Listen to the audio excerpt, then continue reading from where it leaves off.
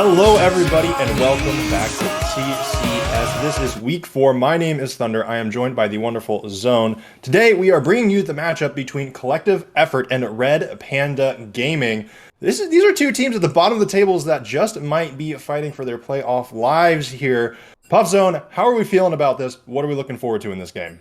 This is going to be, hopefully, we get a little bit of a banger series. Okay, we saw Collective. They couldn't quite close it out against Dorado last week. RPG still has yet to win a single game in a match. So I want to see Red Panda take a dub. I want to see at least one dub. Hopefully we get 3 games. I don't think it'll go to 3 games, but hope. I can hope. Hey, that's the hopium, copium, it is what it is. Now, Collective Effort, they have only had 2 games so far that they have played. Their week 3 game against Hard Hat Zone has yet to be played yet, although most people don't think that they're going to win that one, but it's still up in the air. For both of these teams, a win here would be huge moving into the halfway mark of the split, but we are already into our picks and bans. Veigar and Gangplank are out, as well as Blitzcrank, and it looks like there is a Diana hover at the moment. For Collective, this Veigar ban targeting probably RPG's mid laner, a bit of maybe a Veigar Nocturne 2 trick a little bit, but the Hecarim ban comes through as well. Yeah, these players, they just want to get right into it. We had a little bit of production delay, so they're antsy. They want to get right to it. We see a little bit of a Zeri ban coming out of RPG, which is quite weird considering Glacial plays it. I'm assuming it's targeting Rowdy Randy. They don't want him to get the carry. That was the one match they won against Dorado. Not a repeat. We see a Jinx lock-in coming out for Collective. Definitely taking up the premier ADC S tier. Get the Jinx from Arcane. I'm sure you've heard of it. I thought it was Powder. Oh, I must have missed that episode. But anyways, the handshake, I imagine, is going to come through for the Aphelios. We see that trade pretty often with these two, hyperscaling ADCs into the late game. And there we go, right off the bat. And Thresh is also still up. Are we going to see the Thresh Aphelios? Oh, we're seeing a Thresh. We're seeing a Thresh. There's no way, right? No way we're not. It's pretty grief not to take the Thresh. It's a very strong bot lane. It can deal with the Jinx. It's kind of the classic handshake bot lane. It's like you take a scaling, I'm taking a scaling. Get a little bit of that mobility coming out of the supports.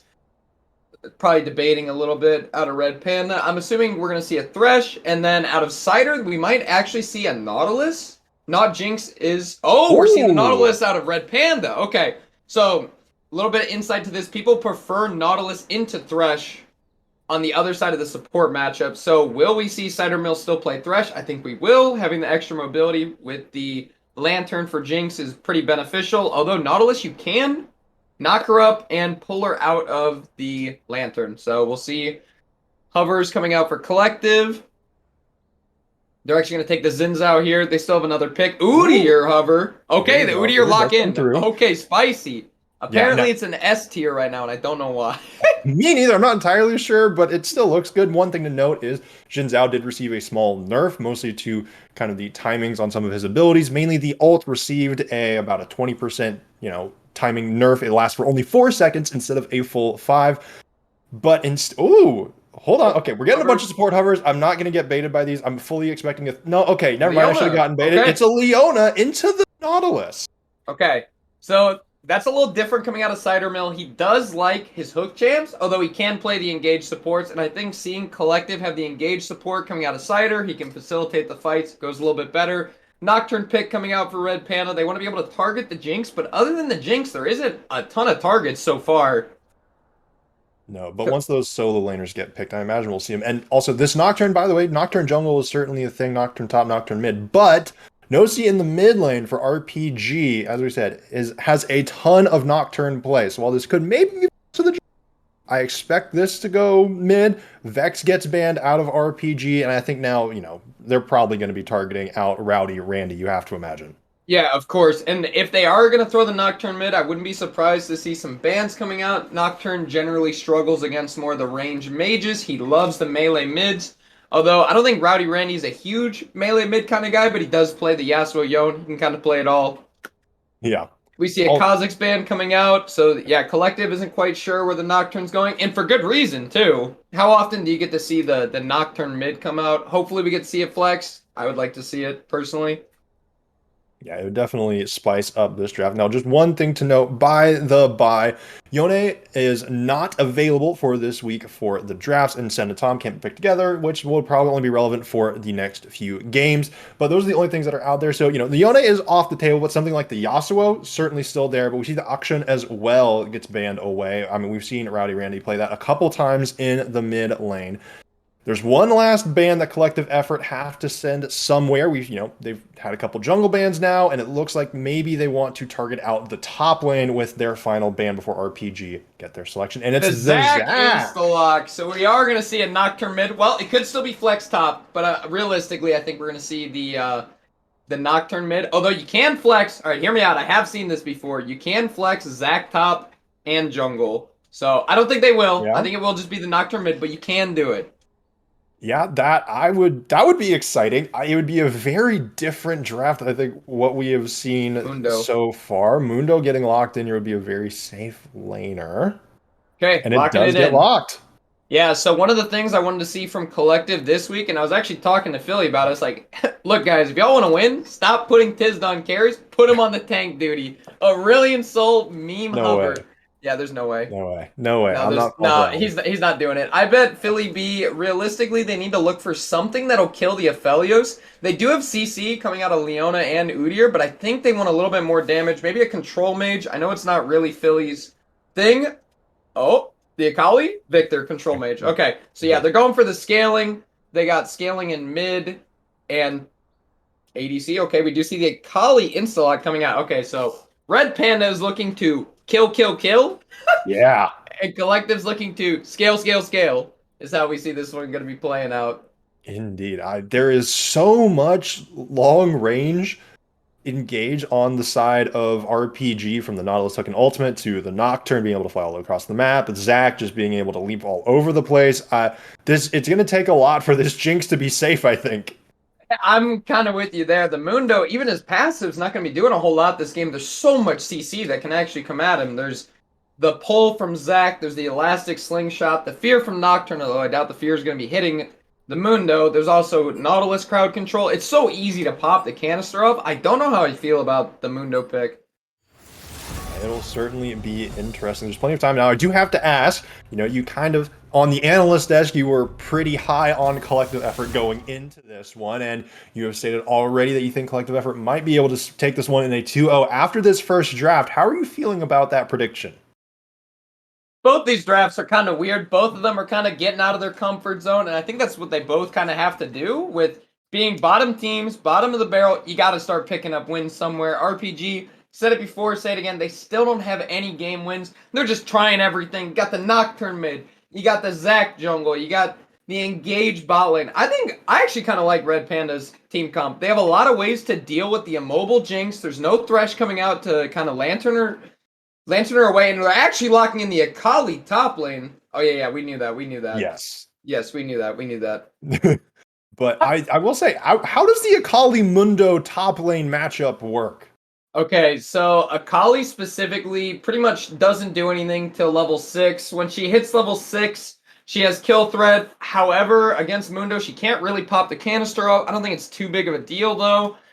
Zac ganks will just be a little awkward. I'm expecting her to go TP Ignite. I don't think she'll go come tank since it got nerfed on Akali pretty hard. So we're probably going to see... Personally, I would take Fleet, but you can go Conqueror on Akali. She's most likely going to be going Riftmaker this game. The extra damage, could absolutely see that, and we're gonna have to see, some escapability from the Udyr Flash Bear slap. It's simple, it's effective. Apparently, it's back in the meta. We saw the Hecarim ban. I'm glad we don't have a Hecarim Udyr matchup here, but I feel like we are somewhat back to the MSI 2021 meta in more ways than one. Yeah, we definitely are. And personally, I was always a big fan of the Hecarim Udyr. It's a fun little meta, These junglers sprinting at you. The wards don't matter. You got to track them. If you don't track them, do your due diligence. You got a horse at you or a bear man. We can't even call him a bear man anymore. He's about to get reworked into a Norse god, is what it's looking like. See, now that just sounds cool. All the Freljord people have just the coolest lore with Volibear and Ornn and stuff. It's sick. But I mean, Tryndamere? Tryndamere, oh, don't tell me. Tryndamere's traumatizing, okay? But between these two team comps, we have one who can literally jump walls and come at you from all the way across the map. The other one literally just has to run at you. So we'll see which one is going to be able to take the cake here. But we will be taking a few minute delay for spec, and we will be back with the first game between Collective Effort and RPG. Yeah,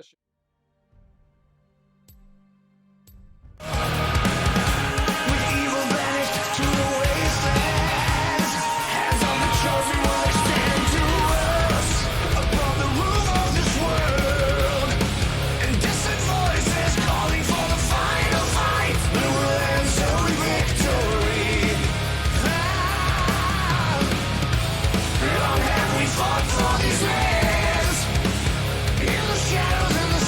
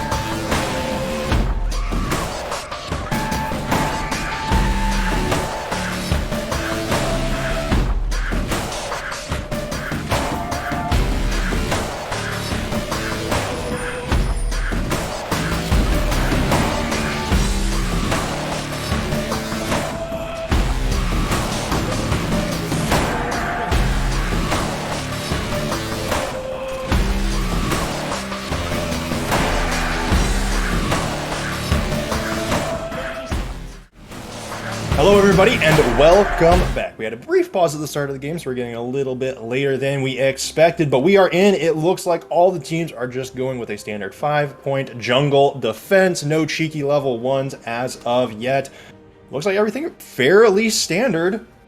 A little bit of all chatting going on. Drip irrigation actually didn't buy a starting item, and I believe this is a Phoenix. Oh, he's actually going Tiger Udyr start. We don't normally see that. Normally it's you go for the Phoenix level 1, but we see a little bit of a Tiger going out. He's got the blue smite coming out as well. He's going for a standard top path down, looking for an early bot gank, and we just got a 5-point fan.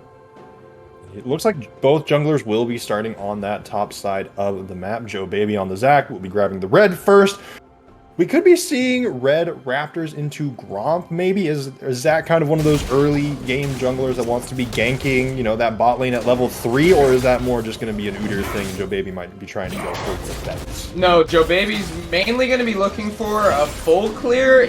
Normally you don't see Zach start ganking till at least level 4 or 5. He's actually pretty weak, and until you get about 3 points in the elastic slingshot, he can't actually get over most of those big iconic walls that you think of Zach just leaping out over.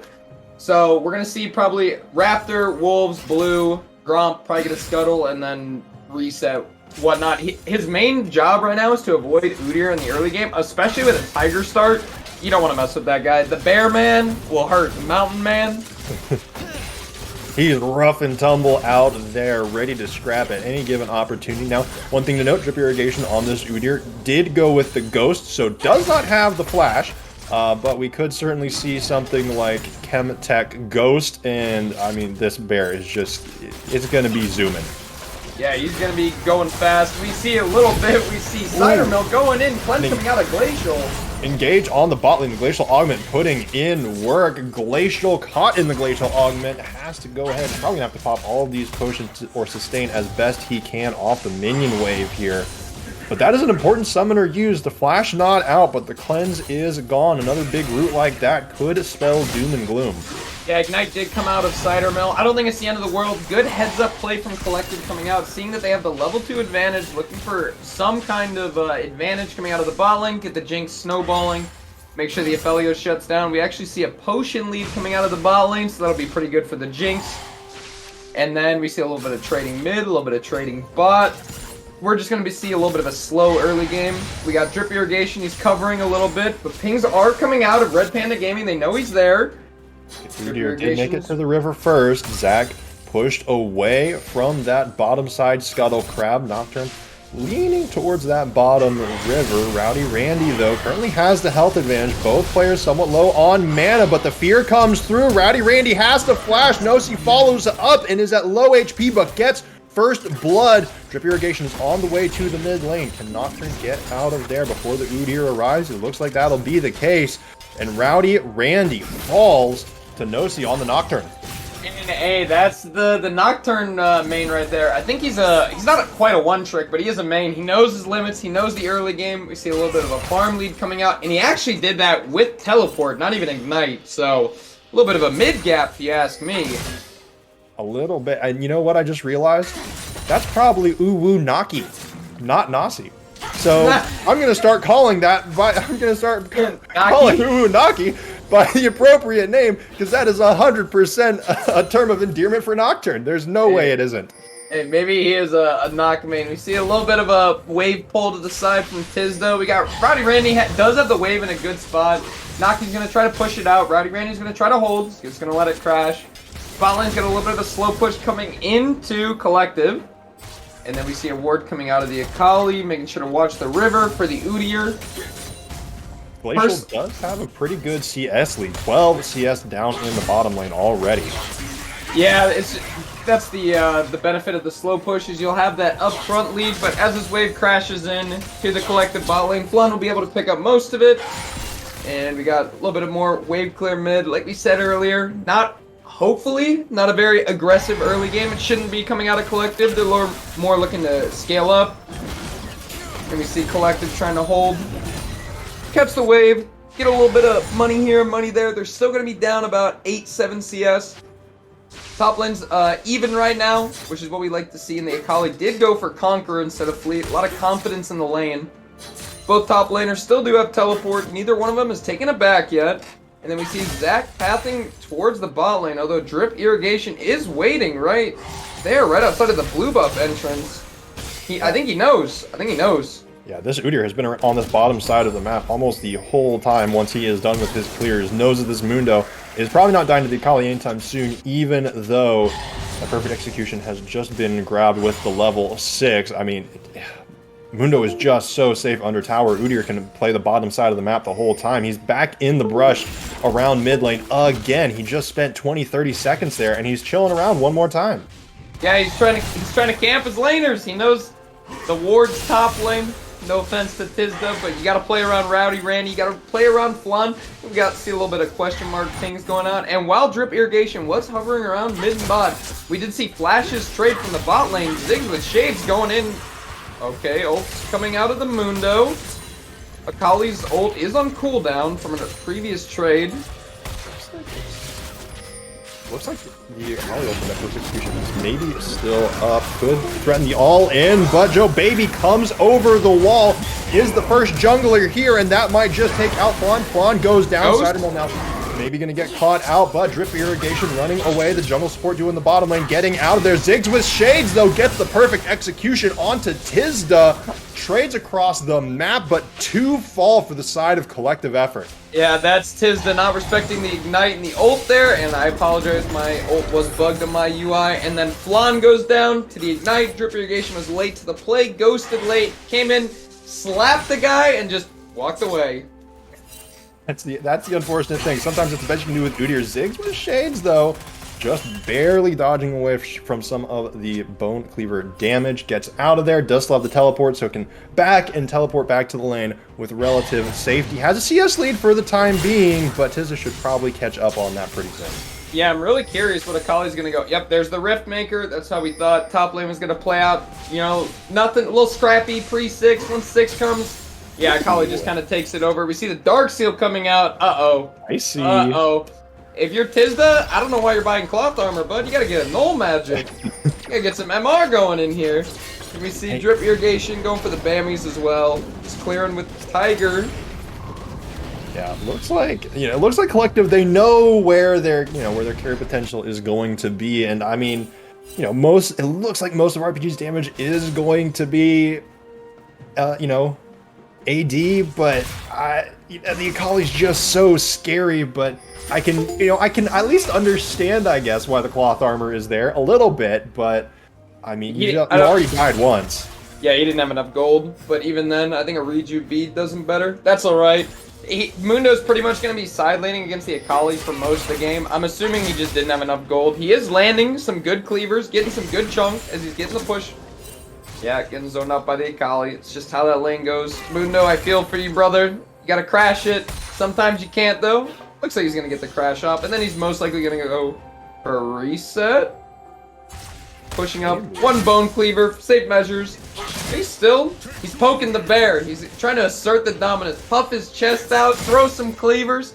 Back up, Akali. This is my lane. That's what he's saying. He will not be intimidated by a deadly ninja that's half his size. Absolutely not. No, he will not. Bot lane does hit 6 for both bot lanes.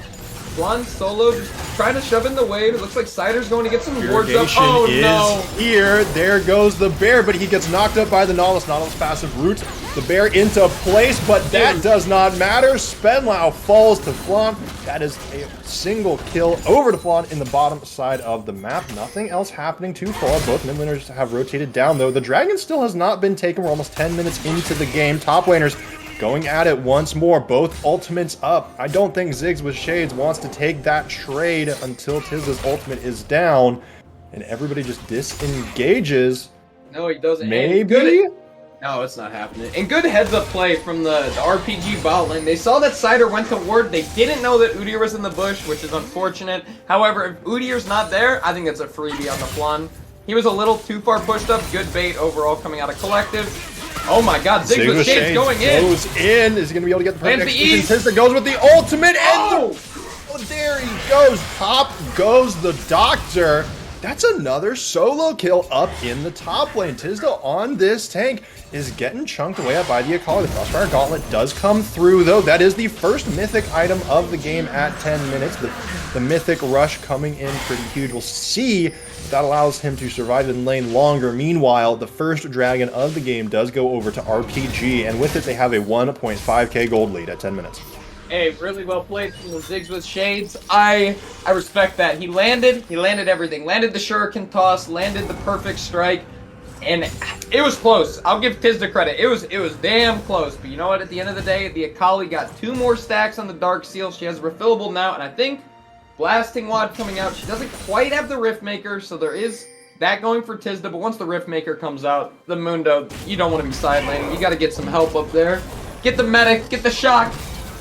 Absolutely. And otherwise, across the map, CS has remained mostly even. It has just kind of been these kills and now this Infernal Dragon that have gone over to the side of RPG. Rift Herald is up at the moment as well. They have push in the mid lane. They kind of have pressure on this top lane with a level lead for Ziggs with Shades. I wouldn't be surprised maybe to see if they want to take this Rift Herald, maybe free up their mid lane a little bit more. Shuriken comes out, Ziggs with Shades throwing the 5-point strike and just walking out. Gets on out of there just perfectly fine. Glacial takes a little bit of chip, but Trip Irrigation in the mid lane. Just going to clear out a ward, and I mean, if you're RPG, you're feeling pretty good about this early game, I think. So I actually want to touch on one thing real quick. Naki, he's been getting prio mid and just instantly running bot lane. Even if there's not a play, he's hovering because he knows that Collective has to play around this bot lane. He's making sure that he's trying to act like the TF of the team. He wants to make sure that he can get down there, cover his own bot lane, make sure the Aphelios gets to keep on farming with a 9 CS lead. It's not a lot, but it's getting there. And I mean, that's the handshake bot lane. Just scale for scale. Exactly. And it looks like now, in that bot side of the map, Udyr is there. Collective Effort know that RPG is going for this Rift Herald, but Tizda is here. Nocturne has arrived. It's not a 2v2 yet. Now it is. Naki can make this happen. The Spell Shield might have just saved him. Oh, Bluff. The first kill goes over to Naki in the mid lane. Rowdy Randy, can he make something happen? Not yet, but Cytomel and Drip Irrigation are here. The Udyr and Leona arriving just in time to make this even. Maybe even give them the kill instead. Joe Baby finally falls. It is a 1-1 on top of the map. Quad is caught out by the depth charge. Spenlau gets the kill. It is 2 for 6 in kills total. RPG seem like they continue to come out on top. Holy crap, Thunder. Nocturne lived by spamming his Corrupting Pots. He lived the last tick of the Lightning Storm from Corrupting Potion. That's why you popped your pots, fellas. Blonde pushed up a little too far in the bot lane. He gets punished. Joe Baby goes down. He goes in, but the Gravity Well comes through as well as the Solar Flare. He might be getting caught out. He wants to go in for the 1-for-1 trade. Decides against it at the last moment, and this time he does fall. Super Mega Death Rocket coming in a little bit too late, going through the other side of the map. Holy moly, Thunder. We just got... all of a sudden, Rift Herald, people want to fight. Now we see Drip Irrigation going over the Rift Herald. Zach's going to pick up his red buff. Maybe he knows, he has a little tingling, special sense that he knows that Udyr's on it, but it looks like pathing? It looks like he's just going to be standard clear. Drip Irrigation's going to pick up the Rift Herald, and plates are down, so the Rift Herald isn't quite as good, but they might try to leverage it for the Dragon coming up here in a minute. Exactly. No. Then there it goes. It finally goes down. The ward coming in just a little bit too late, but they managed to see exactly what happens. And now the rest of the team are coming out. And that fight in the mid lane. Naki so close to killing Rowdy Randy, but the jungle and support were up there, protecting the essentially the repeat dive, it seems. Oh no, and I've seen this top lane happen twice already. Not a third time in a row. This is a lift. No, it's not third time. It's a charm. Ziggs with Shades. This is starting to turn into a little bit of a lane kingdom for the Akali. Once this Akali starts making its presence on the other side of the map, if your Collective Effort, I would start shaking in my boots. Why are you buying more armor? You need magic resist, bud. Get an Athamas or something. You don't need ninja tabbies, brother. It's not the wave. Maybe an Athamas to slap on the Akali would do him justice, but I don't think ninja tabbies is it. I mean, he has the pink ward, but I mean, they got to do something. They got to stop the bleeding top lane. It's just getting out of control. We got drag coming up. Hopefully Tizda just says, screw this top lane. I'm out of here. Run to the drag. He's got a body that'll be more useful there. Looks like Zach's clearing the ward and the blue buff same time. And it looks like Collective's getting ready for this Hextech drag coming out. Oh no. And unfortunately, Rowdy Randy's internet, I believe, putting us onto a very brief... They said ready. Oh, ready? I think it was like a quick DC. I think Rowdy said at the beginning of the game, hold on. His cables are getting drafted, whatever that means. Oh no. He also said he was about to start typing. Oh, that was Siders. Oh, there we go. We're back in the game. We are back. We don't have to see the B-movie script.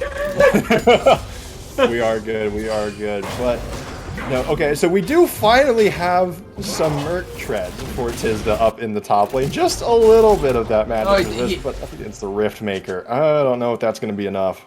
He did tune into the stream, and I think my spectator client actually just crashed. Believe it did for you guys, as did too. well.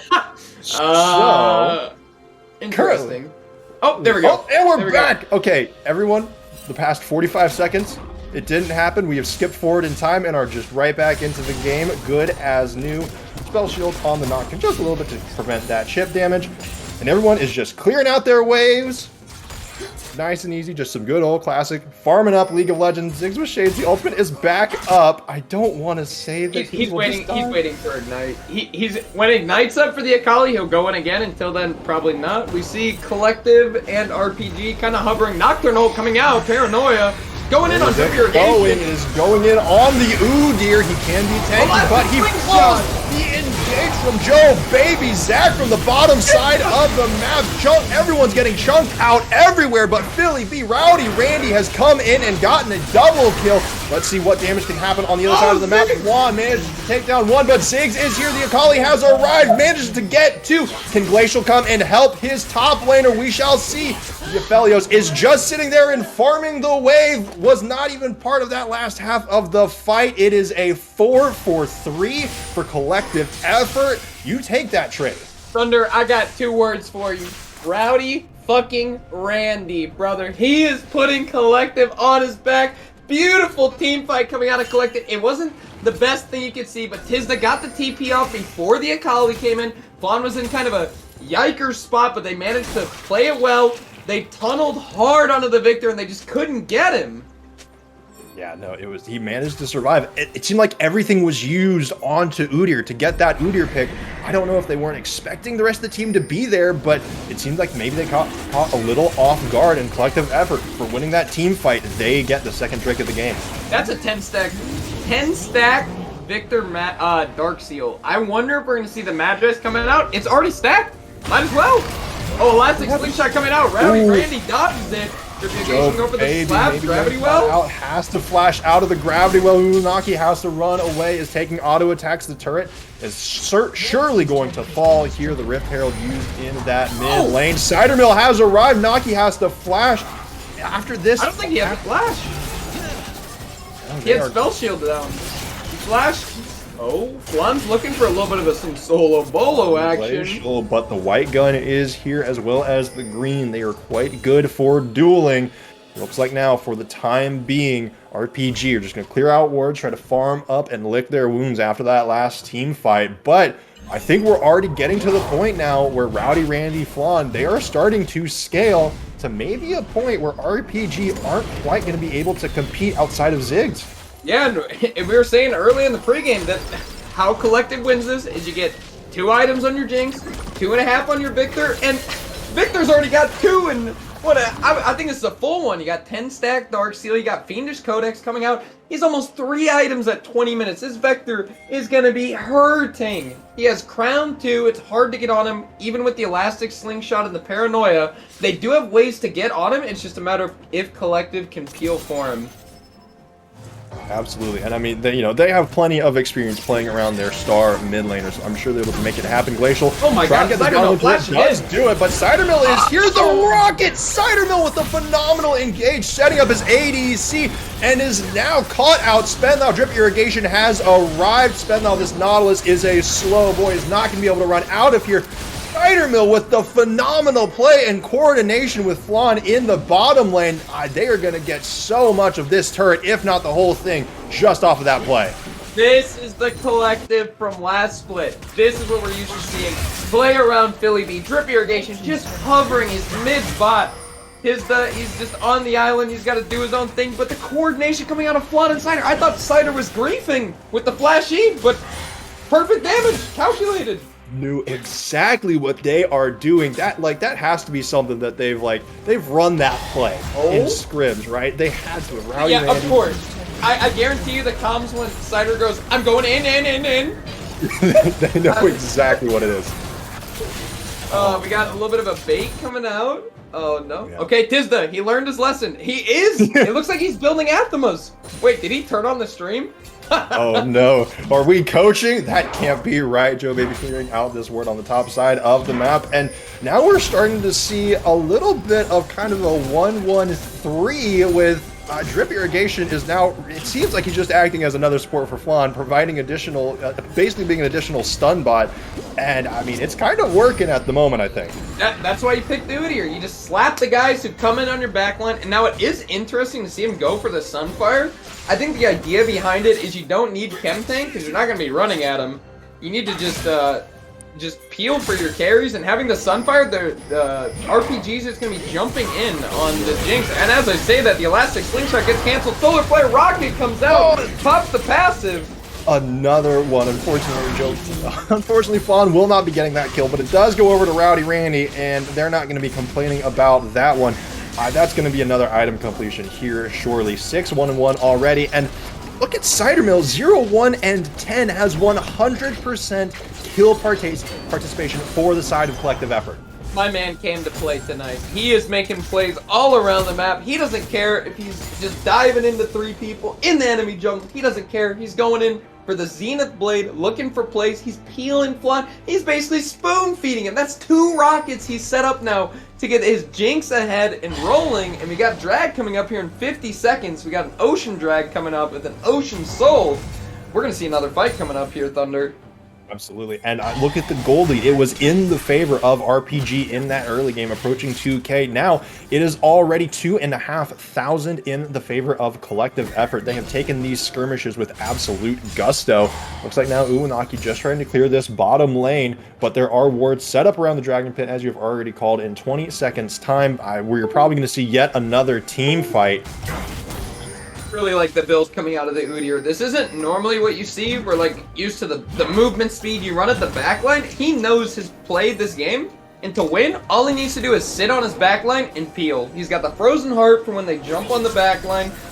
You notice how he's playing more back. Look at that. He's always between Rowdy Randy and Flan. He's making sure that he can slap whoever jumps in with the Elastic Slingshot, the Paranoia, whatever, and just peel them off. We see the TP coming out of Tizda, the Lich Bane coming out of Rowdy Randy, and Collective's looking for a fight. They're clearing out wards. Oh, did they spot the Zax? No, they don't. It took no effort for them to push RPG out of River. RPG had river control, and then they just had to walk away. They couldn't start the Drake. The threat of an engage was just too much. Collective effort, now they set up the Jinx traps. The Glacial augment into the damage. Flan is dead, and so is Glacial. It is going to be up to Joe Baby, Ziggs, and Naki to take this down. The Akali gets 1, but the Jinx gets 2 more.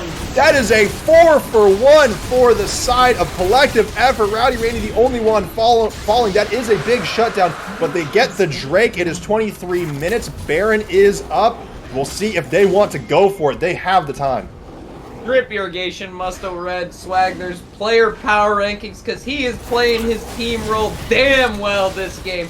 He's sitting right on top of Flan. They can't get on top of the Jinx, and the Jinx is just free hitting. It's like, yes, you can get on the Victor, but then what? How do you get on the Jinx? You can only get on one. And they're collected 24-minute Baron. There it is, they're just burning it. And they're going to take their resets. Especially with Glacial. Glacial just has so much damage as the Aphelios at this point, has that 2-item spike, but between Spenlow and Glacial, they just got deleted. Glacial was there, and then he wasn't. It was... And both of his summoners are up. I don't know if they were down for that fight, but I'm fairly certain at least the cleanse was up. Flan just bought a full item on back. Oh my god, the rapid fire cannon. He just bought a full item. That ain't powder anymore, like you're saying. That's Jinx from Arcane. My, that Jinx is hitting. And even that last fight, we saw the Chaos Storm taking names even after Rowdy Randy fell. I mean, if you're RPG, this game's it's getting out of control. Quick. Absolutely. You had to win. There are item lanes currently in the mid lane and in the bottom lane, and they are pretty important items as well. We have the Void Staff, we have the Lich Banes, we have the Witch Queen's Crown, and of course there's the Dark Seal that unfortunately only has 9 stacks on it. Now Ziggs with Shades, can he run out of there? It is an Akali, plenty of escapability, and the Udyr is now the support. That is exactly what it looks like. I'm loving the Udyr. It's a second Leona. Hook comes out of the Nautilus. He's just going to give his life for this. Goes in. Is this going to be a good trade? I don't know if it is. They were trying to go support for support, but I don't know if it's going to happen yet. The darkness comes through. Glacial does get 1. The Akali is on the other side of the fight. Nocturne gets 2, and Akali in the 2v1 on the top side of the map. map, manages to take down Flan. Are they going to be able to get the last kill? That is currently a 3-4-1. Joe Baby wants to fly over the wall, maybe get one more, does not quite get the slow, but Tizda in the bottom side of the map is getting the first inhibitor turret with that Baron buff. Naki has arrived. The inhibitor itself is still alive. A phenomenal fight for the side of RPG, and Ziggs with Shades especially showing off just how strong he still is on this Akali. Yeah, it was a little bit disjointed from collective effort. Drip Irrigation couldn't really block his 2 carries, and we just saw the long-range engage coming out of RPG. The Elastic comes out, the Paranoia comes out. It's like, where's Victor? I don't know. That's what Collective's saying. They don't know where he went. It's like, guys? Roddy Randy's probably got some question mark pings coming out. A little bit of a bounty coming out of Glacial, actually.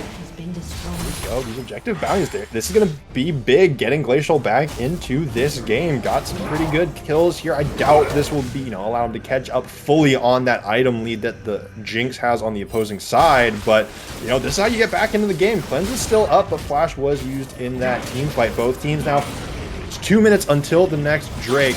We'll see if they want to fight over that one. Thunder, I have a question for you. Why are there bounties up right now? It's not even a 5k lead, it's only 1 drag diff, but there's bounties. It's pretty much an even game. My best estimation is that right before that fight, I did not take an exact look at the gold lead, but I think it was probably like closer to 6k. And they had the dragon lead, and they had also gotten the Rift Herald and the Baron. They got the shutdown on Flan for about 1,000, but that's a little odd with the bounties. And the bounties are still up. I think there's like a time period on the bounties. I'm pretty sure it's like they only have they last for so many minutes. Rowdy Randy is back. Glad that didn't happen in the team fight. That is that cannot be good for collective efforts mental to have your mid laner and currently most fed player just kind of who knows if he's here. The mid DC in check. Okay, and he's back. We're good. Dude, where?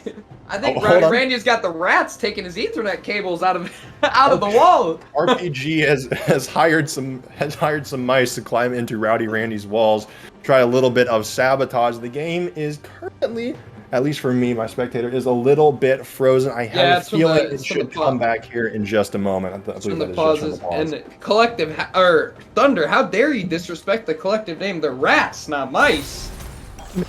They're rats. They're rats, not mice. Unironically. You know what? Fair. All right. Look, I play plenty of Valor. I get called a rat all of the time, so I understand the sanctity of. Now we do see both teams squaring up.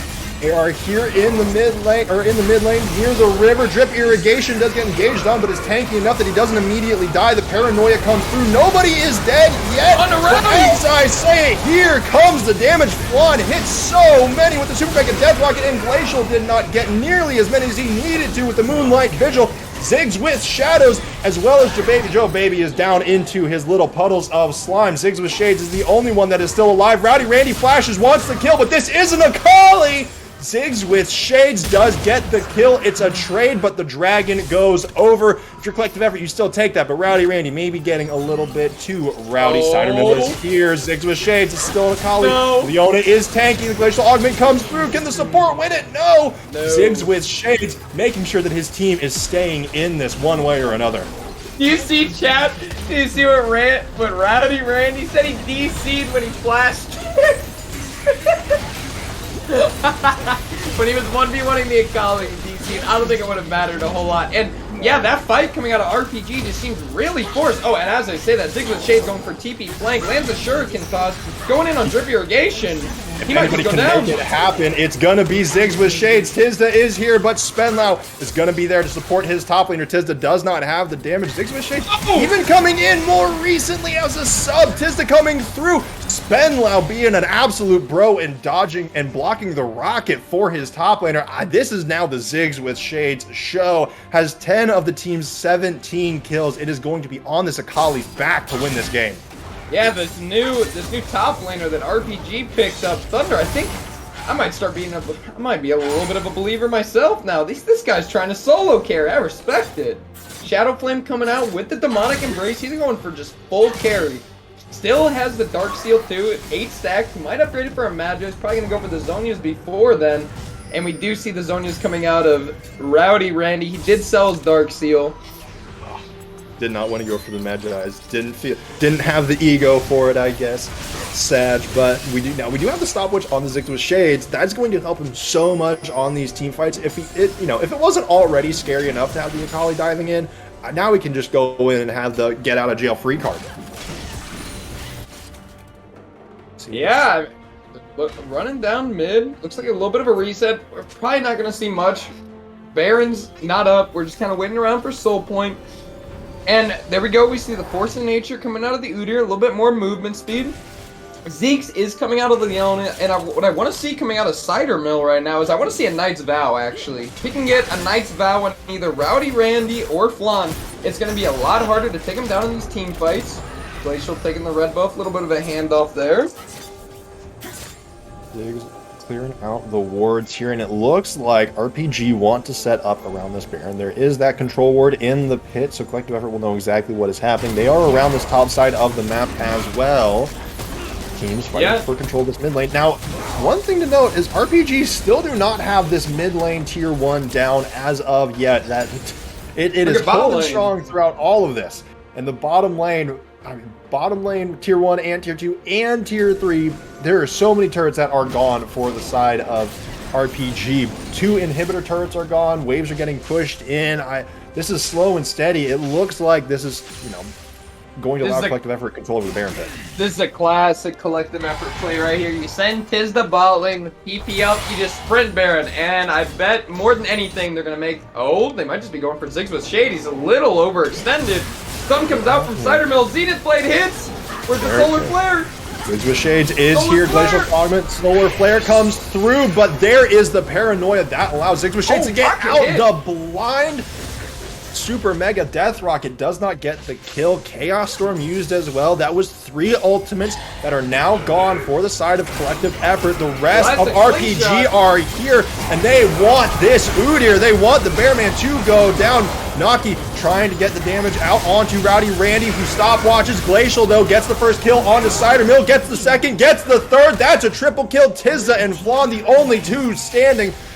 There are the traps, but now that is 3 as well as the jungler for the side of Collective Effort that go down. Ziggs with Shades now here, maybe ready to take out Tizza, but this is a lot tankier of a Mundo. Ziggs with Shades, flirting with death a little bit. Health bar's getting a little low for the side of RPG. We saw how much damage Flan could do. The ultimate is back up. Does he maybe want to go for this steal? He does not.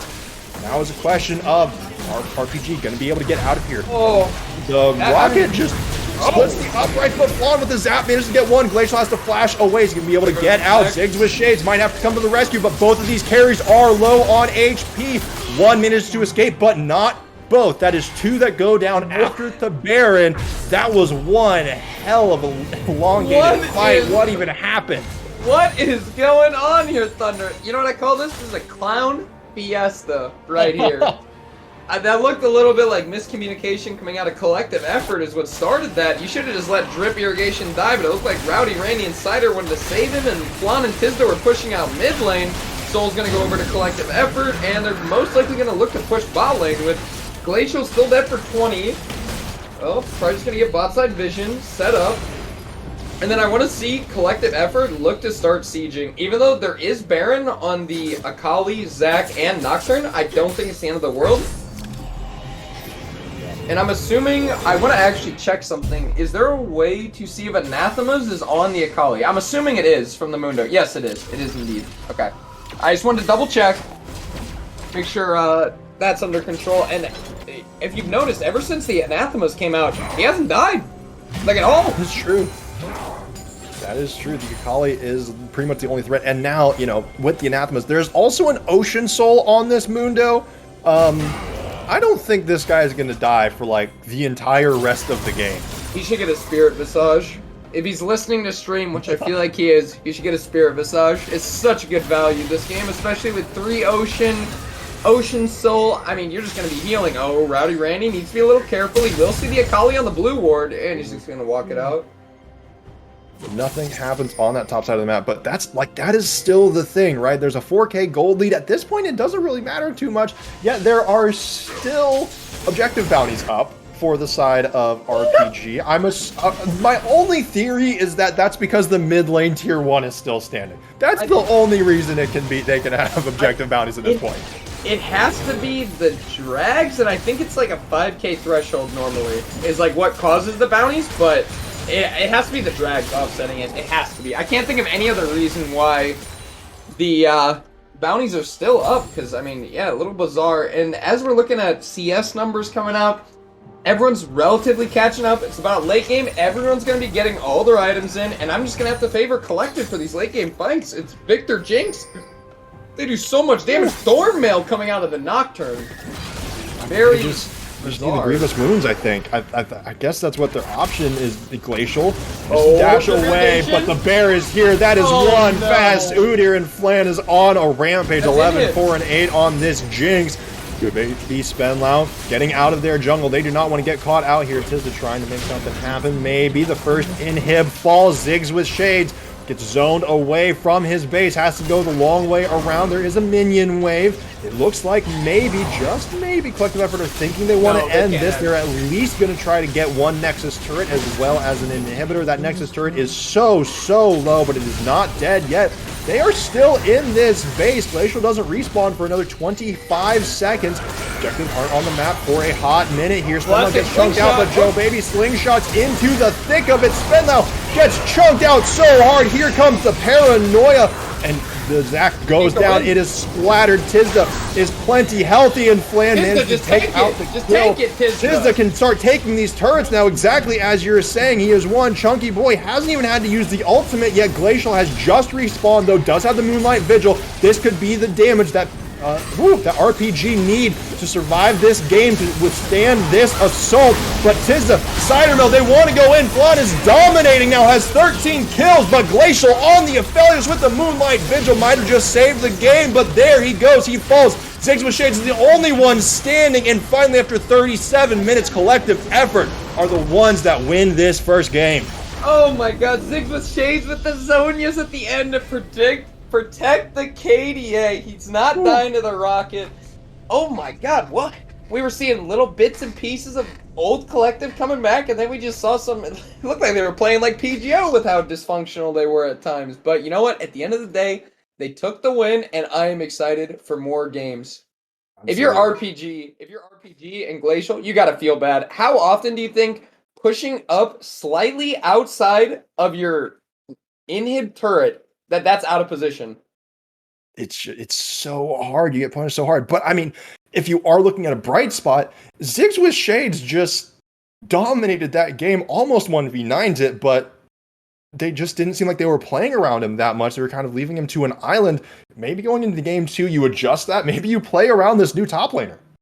Yeah, this new top laner is he's putting in work for RPG. I got a little bit more faith in them. They might be able to start taking games. Now, I'm not tucking the playoffs quite yet, but that was a damn good CCS performance for his first time showing up here.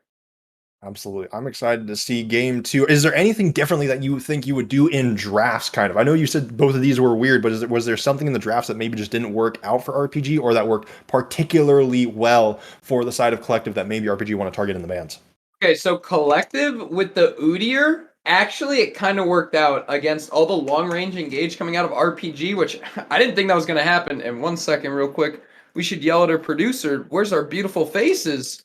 I don't know. Mr. Hiccup. Give the people what they want. We gotta beat CCS 1.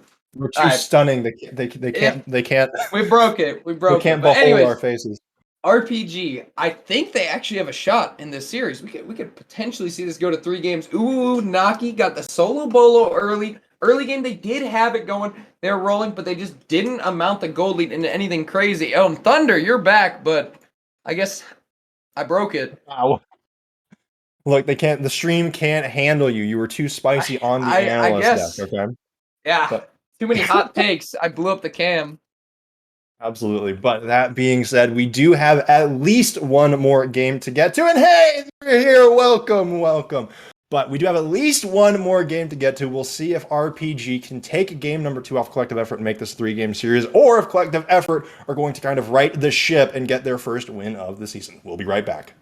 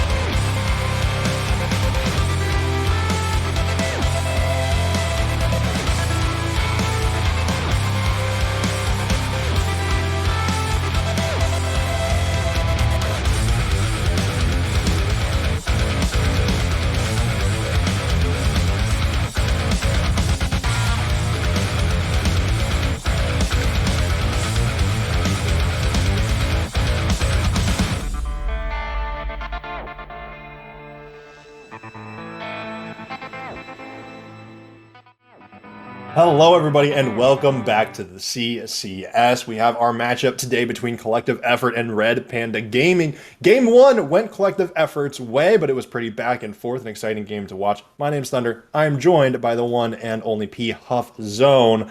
What are we expecting for this Game 2 draft? We saw some fun stuff the first time around. What are we going to get this time?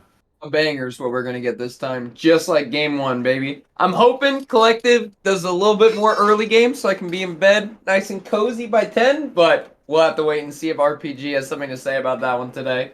Look, I am the only person that did our CCS pick'ems that had any faith in RPG, and I'm gonna stand by it. If this goes to 3 games, I'm more than happy to go up in the standings there. Just saying, the faithless will be rewarded. Any believers in chat? Hey, Ziggs with Shades was putting on a show last game for his CCS entry game. My man was popping off. I love it. Absolutely. I mean, do we think Collective are going to ban the Akali? Okay, here's the thing about Tisda, right? Is no matter what he's gonna play against, like carry tops, he's probably just gonna like lose lane. I think it's not like Flame. I think he's literally the lowest ranked top laner in the league right now, right? So, in my opinion, leave the Akali up again. Get another tank that can just build anathemas, and then he won't die again, because we saw that happen. Our jungle is on the shitter. Okay, well that's why draft hasn't started yet. Watch your profanity. Hey, I'm just quoting. Okay, of course. A quote from the one and only Rowdy Randy 61. So it'll take a little bit more time for us to get into the draft. And, maybe that gives us some time to talk about what we could see in the draft, maybe a little bit about the patch notes. Hullbreaker was nerfed mainly for ranged champions. So, essentially the buff that it provides to minions has been halved compared to what it is for any melee champions. What's your kind of opinion on how the top lane meta is going to shake out with essentially what is a nerf to, like, exclusively Hullbreaker Graves? You said it right there, Thunder. That was it. That was the biggest offender right there. Was Hullbreaker Graves was actually so dumb. I actually like what Riot did with the nerf. They only really hit Hullbreaker Graves, Akshan, Gnar, which were like champs that, in my opinion, shouldn't be building in any way. I think the item, like when it's like only like kind of catered to melees, isn't actually that oppressive. But when you have people like Graves or Gnar building it, it's like, okay, it's like you can't touch the guy who's given Banner of Command to his minions, and he's just taking your towers, and there's nothing you can do about it. And then he's also tanky. What was it? Graves, he gets armor up, he gets his grit, whatever, he gets like 100 armor from his E, and then Hullbreaker gives him like another 40 or whatever. Like my man's got 170 armor as a ranged like carry that's gonna one-shot you. It's like, what? So I'm cool with that. I don't think we're gonna be seeing much Graves top coming out of this game. Hopefully we see, I know that Ziggs with Shades play some other stuff like Pantheon. I haven't seen a Pantheon top in a while, but I would low-key, I'd be down to see some Pantheon, a little bit of Mantheon. So we see the Blitz band coming out, respecting the Cider Mill. He loves his hook champs. We're going to see what Collective Effort is going to ban here on red side. Veigar ban again. I'm assuming that's targeted at Naki. Diana ban coming out. So far, it looks like the bans have been the exact same as game number one. We'll see if they changed up. Now, again, RPG, they are on the blue side. Collective is on the red. Hecarim is banned. Collective banned it last time, but they banned it third. Maybe they're changing up this one. And RPG do not want Rowdy Randy on that Victor again. Yeah, that was a menace last game. I wish we could have seen the damage charts because I'm pretty sure that Victor was pumping. And oh my god, we see almost the exact same bans coming out for game two. Zeri first pick, RPG. Glacial, my man Glacial, the few times that we played against him, he loves this champ. He picks it whenever he can. He'll first pick it on blue. Does not care. However, I'm interested to see how he does into Cider Mill because Cider likes to play a lot of these stun, crowd control focused supports, and it's just going to lock down the Zeri. So we'll have to see how that one goes, shapes out in the bot lane. Yeah, I mean, that Leona game last game was just so good. He had a total of 23 assists, assisted on 23 out of the 27 kills. That's something like an 80% kill participation. Like, that's just terrifying. So we'll see. They've picked the Jinx for the side of Collective Effort. We'll see what they want to pair with that. I wouldn't be surprised if we see that support pick up first. But one thing to think about is for Zeri, she has been nerfed over the past couple of patches both times. But she is still, more than capable as a pick in top lane and mid lane. Ziggs with Shades has played her some in the top lane. So in theory, while Glacial is a fan, could go up there and be a carry on that top side. Yeah, I mean, we're seeing identical picks come out of Collective. Are we going to see another Leona? Just run it back. I think we're going to see I asked them to pick some early game to get in bed, nice and cozy, but I mean, they want to go late game again. They said, you know what, we won late game last time. We got 4 out of the 5 drags. Like, let's run it back. See a Trundle coming out. Trundle pick here is a little interesting. So the idea is you pick it to counter the Udyr. However, I don't know if that shapes up for Trundle as much as you would like it to. The Naut comes out for Collective this time around into the Lulu Zeri. I think that Collective's bot lane is winning right here. Now, both bot lanes are in the scaling. We have the Lulu. Zeri is going to be a menace late game. However, Nautilus can lock down the Lulu or the Zeri, and then Jinx can just blow him up. And we saw Flan hitting those rockets all game, last game. Let's see if he can do it again. Nocturne's coming out for the ban for mid lane this time around. Now, I guess my question is for RPG, technically all 3 of these champions can be kind of flexed around a little bit. Do you think they're going to be going to their, kind of off-the-cuff lane assignments that we know and expect? Or do you think maybe RPG has some tricks up their sleeves, maybe like Lulu mid, Zeri top, or something along those lines? I think you're inhaling a little bit too much hopium there, Thunder. Yes, they can be flexed. I just wanted to be fun, okay? With how the bans are shaping up, I don't know if there are many other players that actually do play Trundle top. Trundle top, traditionally, you need there to be a tank to play against. Otherwise, it's kind of meh. And Glacial, I know, is just a big fan of the Zeri. I don't think their mid laner plays it either.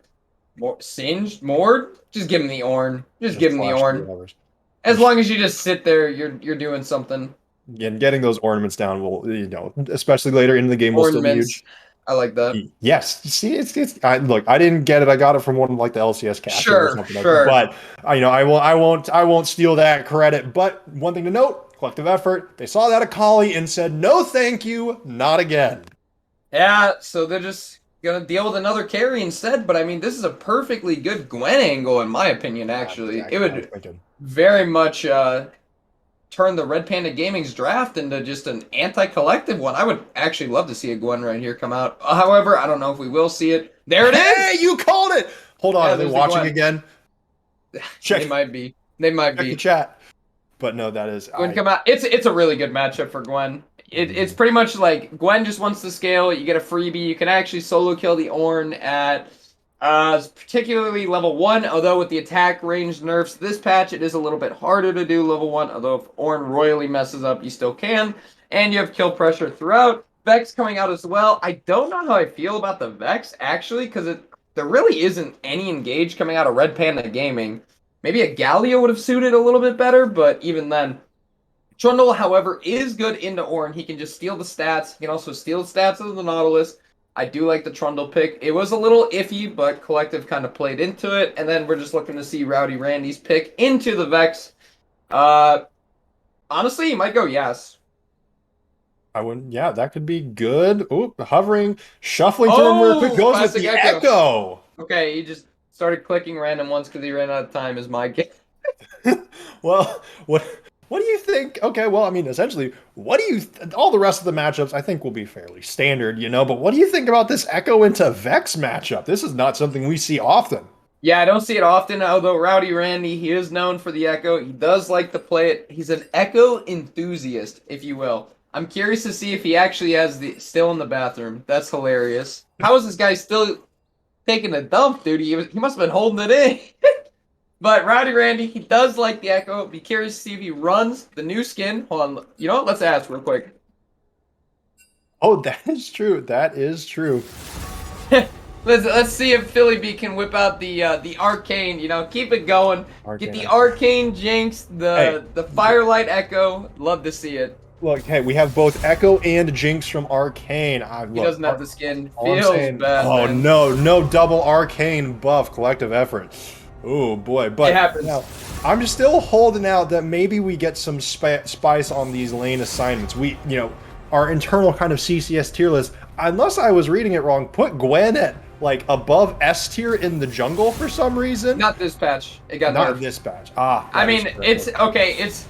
it actually had it in Z tier. I don't think it's quite that good, and you could still see the Gwen flex into the jungle, but it's just gonna be Gwen top, is my opinion. I just want Blitzcrank, man. Don't we all, Cider? We all do. That's a Volibear. That is not an Ornn. There you go. Different Freljord, man. Wrong Freljord sibling. So yes, they could flex the Trundle top, but I think just Trundle jungle standard, I'm pretty sure it does okay into Udyr, which is kind of the idea. You apply the attack damage reduction, and you can also pillar him, and he kind of gets a little stuck, is the idea. But Red Panda Gaming is going to struggle in these fights, especially around Dragon and Baron. They have hardly no engage. It's going to be coming down to skirmishes and split push coming out of the Gwen, is in my opinion. Yeah, and otherwise we're just going to have to, with the Trundle, just walk forward to try to steal those stats, provide a front line, provide a pillar. And, you know, last time we saw Drip Irrigation take the Ghost on the Udyr, kind of zooming around, but exactly what you were saying with the pillar can kind of put Udyr in a little bit of a pinch. Maybe we'll see a little bit of a change up in the summoner spells, perhaps a flash on the Udyr. And maybe instead of going towards the Chem Tank instead of the Sunfire Cape, I don't know. I'm excited. I'm interested to see how Drip Irrigation is going to adapt this Udyr build to this draft. Personally, if I was in this game, I would actually stick with Ghost, run Phase Rush, and go Chem Tank. I don't think you need Flash this game. Even though Zeri can like get over walls and whatnot, you're not going to catch her regardless, even if you do have Flash. However, Gwen into the Ornn matchup traditionally is going to take Ghost, so you'll be able to keep up with Gwen. Phase Rush will get rid of the Trundle Pillar slow and the Chomp slow, so it's not as big of a deal. And then with the Chem Tank as well, you can kind of just run them down. Like we saw what happened last game. Glacial stepped a little too far forward in the mid lane, and from a screen away, there's just a bear man running at him. And that was the game. Yeah, absolutely. It's just, God, it's terrifying. You know, I saw this. There were those comparisons when like Samira was coming out of like Udyr's jungle clear, and then Samira's whole fancy thing. But it's like it doesn't matter. He'll just slap you, stun you, and the rest of the team will just delete you. Pile on. It's simple and effective is the name of the game for the Udyr. But we have the drafts all sorted out. We have the Zeri and the Lulu in the bottom lane up against Fawn and Cybermill on the Jinx and the Nautilus. Everywhere else we have gone over. We will wait just a few minutes for the spectator delay to get us into game number 2. We will see if RPG can take this one and keep the series alive. See you in a few.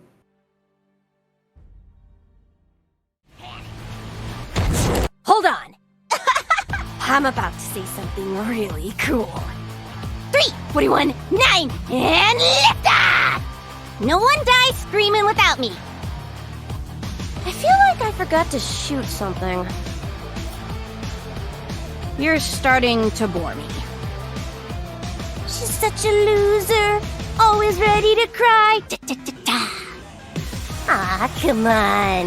What's the worst that could happen?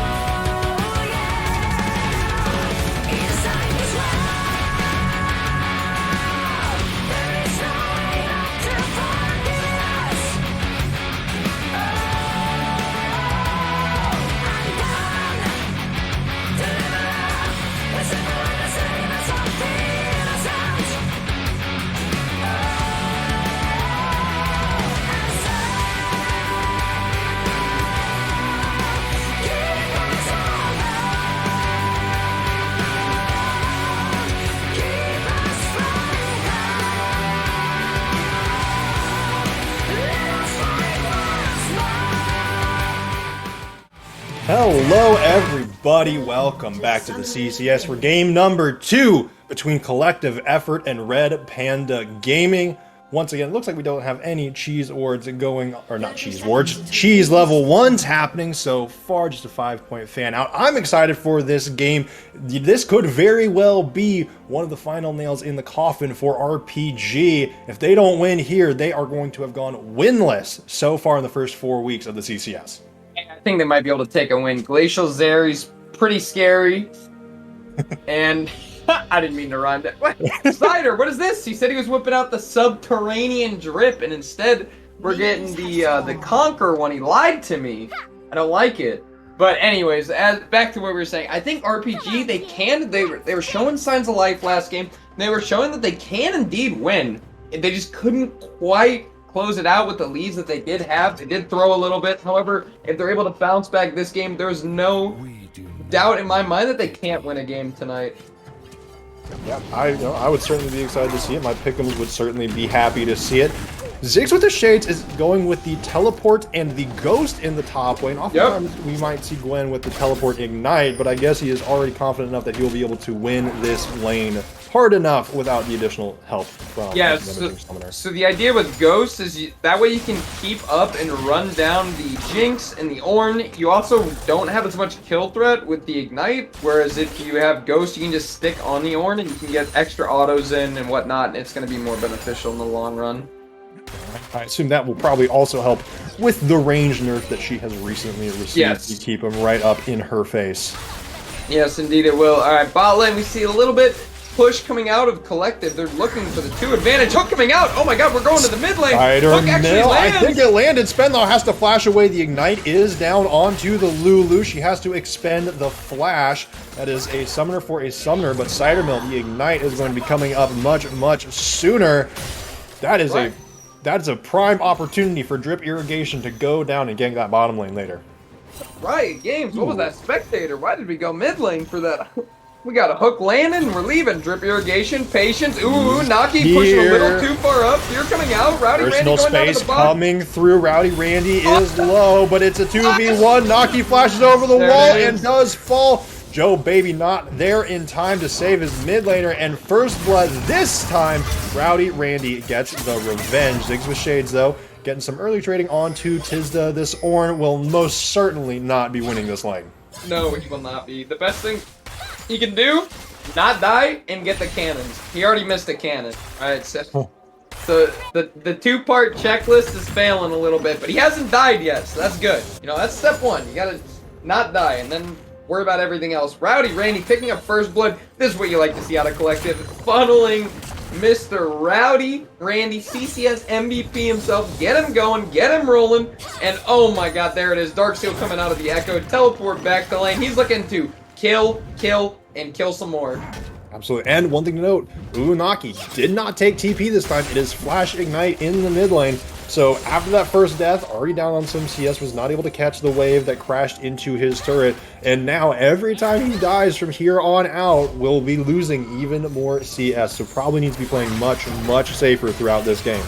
Yeah, that play coming out of Naki just seemed a little forced. Like last game he got away with going for the first blood and Drip Irrigation. Good on him for switching up his pathing and going to the 3 camp in the mid lane. I don't think Naki was expecting it, but he pushed way too far forward up without a ward to spot the Udyr, and then he burns the flash too. I mean, it's just pretty painful for the mid lane, and Joe Baby's wasting so much time in this bush, but it might pay off here. Irrigation is coming down. Cidermill lands the hook onto Spenlaw. There is no more flash on the Lulu, but Drip Irrigation.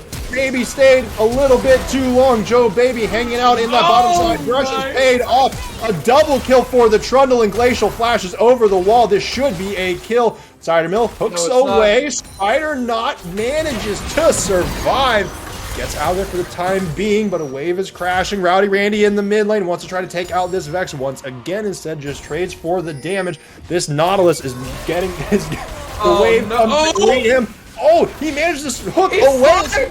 Is he gonna survive? The power shot comes through and gets the trade. Cidermill with the 3v1 outplay. Cidermill is showing up this series. He is normally the main shot caller that I hear coming out of the collective effort, and it's showing. He's sliding around, he's hook shot into the walls, he's making the moves, he's making the plays, he's getting the gold. Look at that, Moby boots coming out. I hope see some roams mid lane coming out. And I was about to flame Joe Baby a little bit there. He was waiting in that bush for almost a minute straight, literally waiting and waiting and waiting. And the patience paid off. If I'm Cider Mill, I probably wouldn't have assumed Trundle was still there, but it pays off for RPG. Flash does come out of Glacial. He doesn't get the kill afterwards. However, he is 1 kill, 2 assists. Joe Baby got 2 kills just when he needed for the time spent there. Tiamat comes out for the Trundle. He can accelerate his clear, and it looks like Tizza's going to push out top lane. After it all settles, the gold is almost exactly even. Cider Mill up here in this top lane doesn't quite get to clear out the ward off. Whew. No, this is good though. This is good. They're hovering Tizdas, that way he can get this stacked wave to crash and then potentially look for a reset to get more mana. I like the play. Even though it's like almost like they're looking for a gank, it's more of covering Tizda, make sure he can crash the wave, get out, no kills go over to Gwen, because if Gwen starts to get fed, this game can look doomed pretty quickly. However, if Gwen's just neutralized, no kills really had, he's only down a little bit of CS, it's not the end of the world. You're playing Ornn. The Bammies, I don't know about that one. Yes, most people go for the wave clear, the health. I actually think Null Magic, this would be a game that you could get a cloth armor. You can go Null Magic, cloth, maybe a tier, and I think components actually are better, and then you pick up the Bammies while you're in lane. But we'll have to wait and see what he ends up doing with that. He might just go for another Mythic Rush.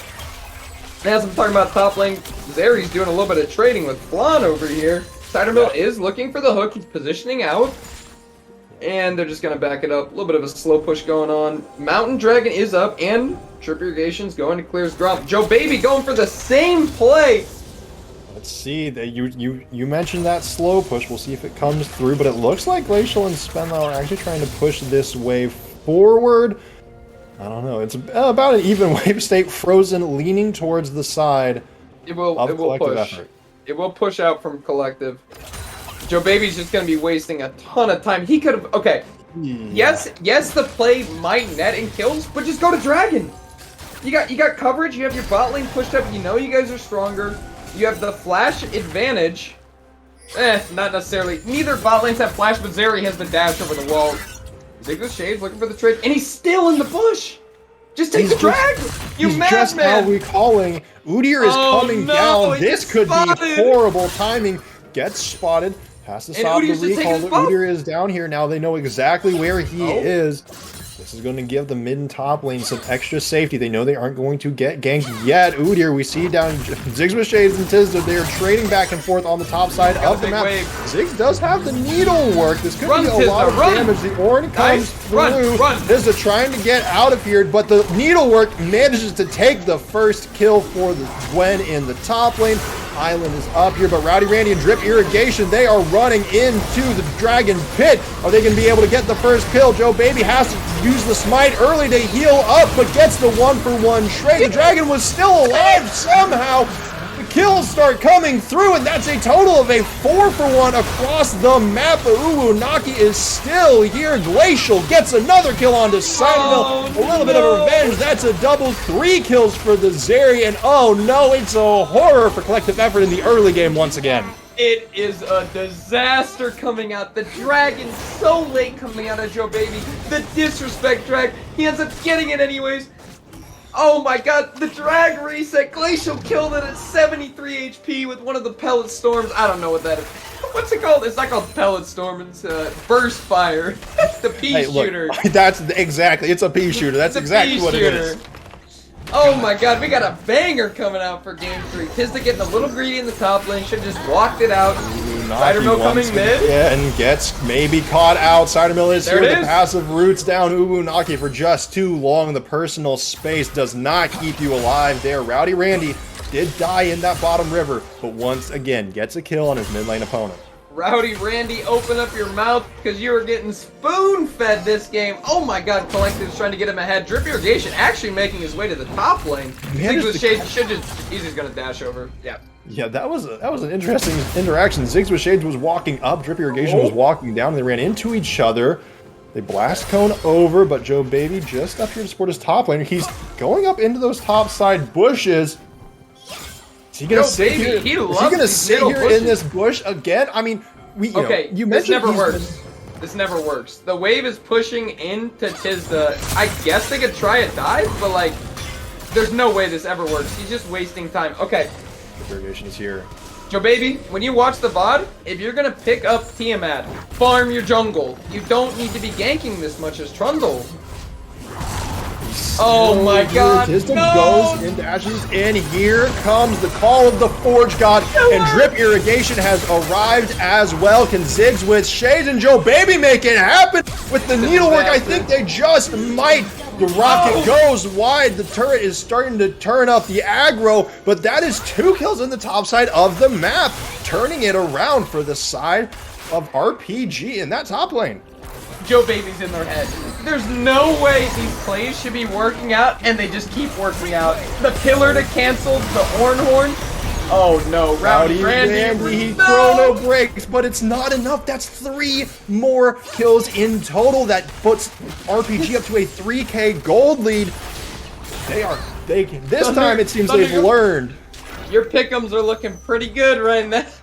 Oh yes, let's we go. might This be is seeing not a a game caster 3. curse. Yeah, this is not a caster curse. I swear to it. But it looks like RPG have learned a little bit, maybe somehow, from that first game. And I don't know what they could have learned from those first team fights in that. Glacial on Zeri. But Glacial on Zeri.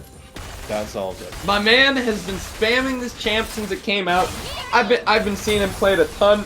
I know when we scrimmed him, he picked it first pick blind any game he could. He loves this champ. I guess it's his new main, but I mean it's working. And then Joe Baby, he's got the inside scoop. These jungle ganks, Collective's losing track of him, and honestly, I would too. He's sitting in bushes. He's a bush Wookiee, a menace. He just refuses to leave. It's like he thinks he's playing Rengar or something.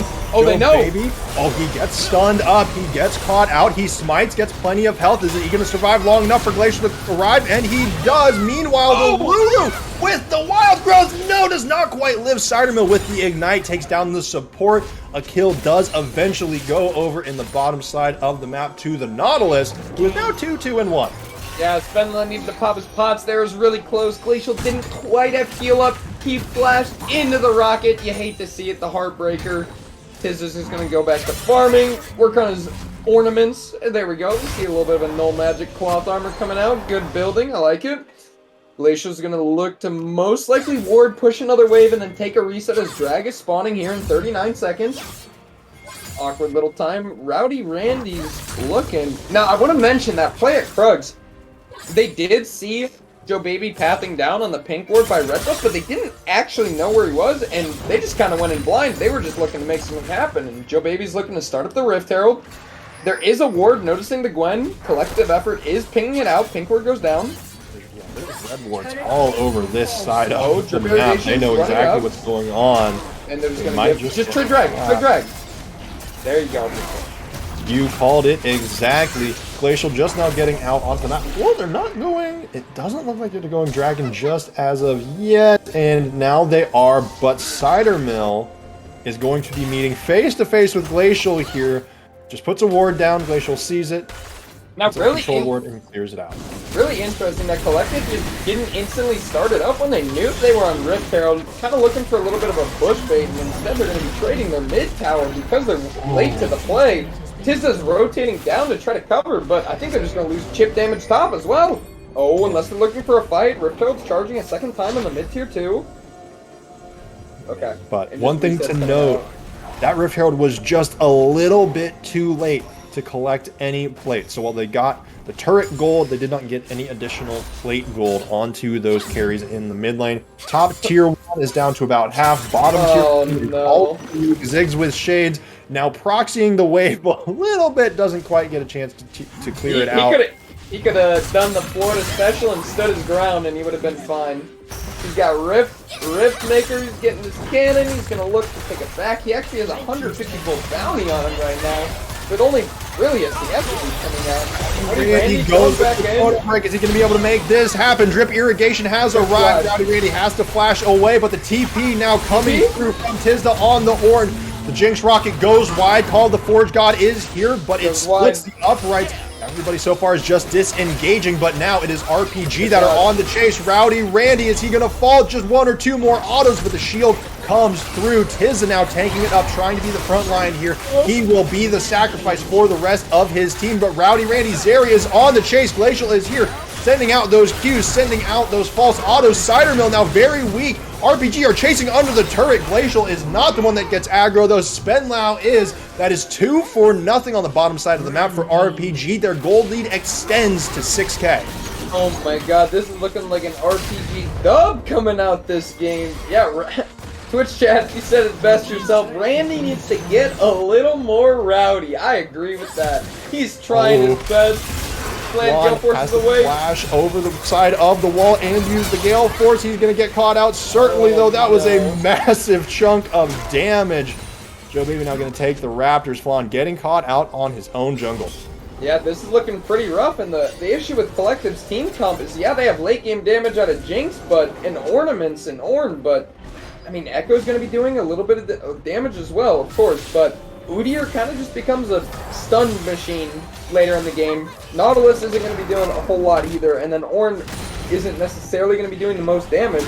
And Glacial's just so far, Glacial, excuse me, RPG, Huffquack is getting so far ahead in this early game that it's just looking pretty doomed.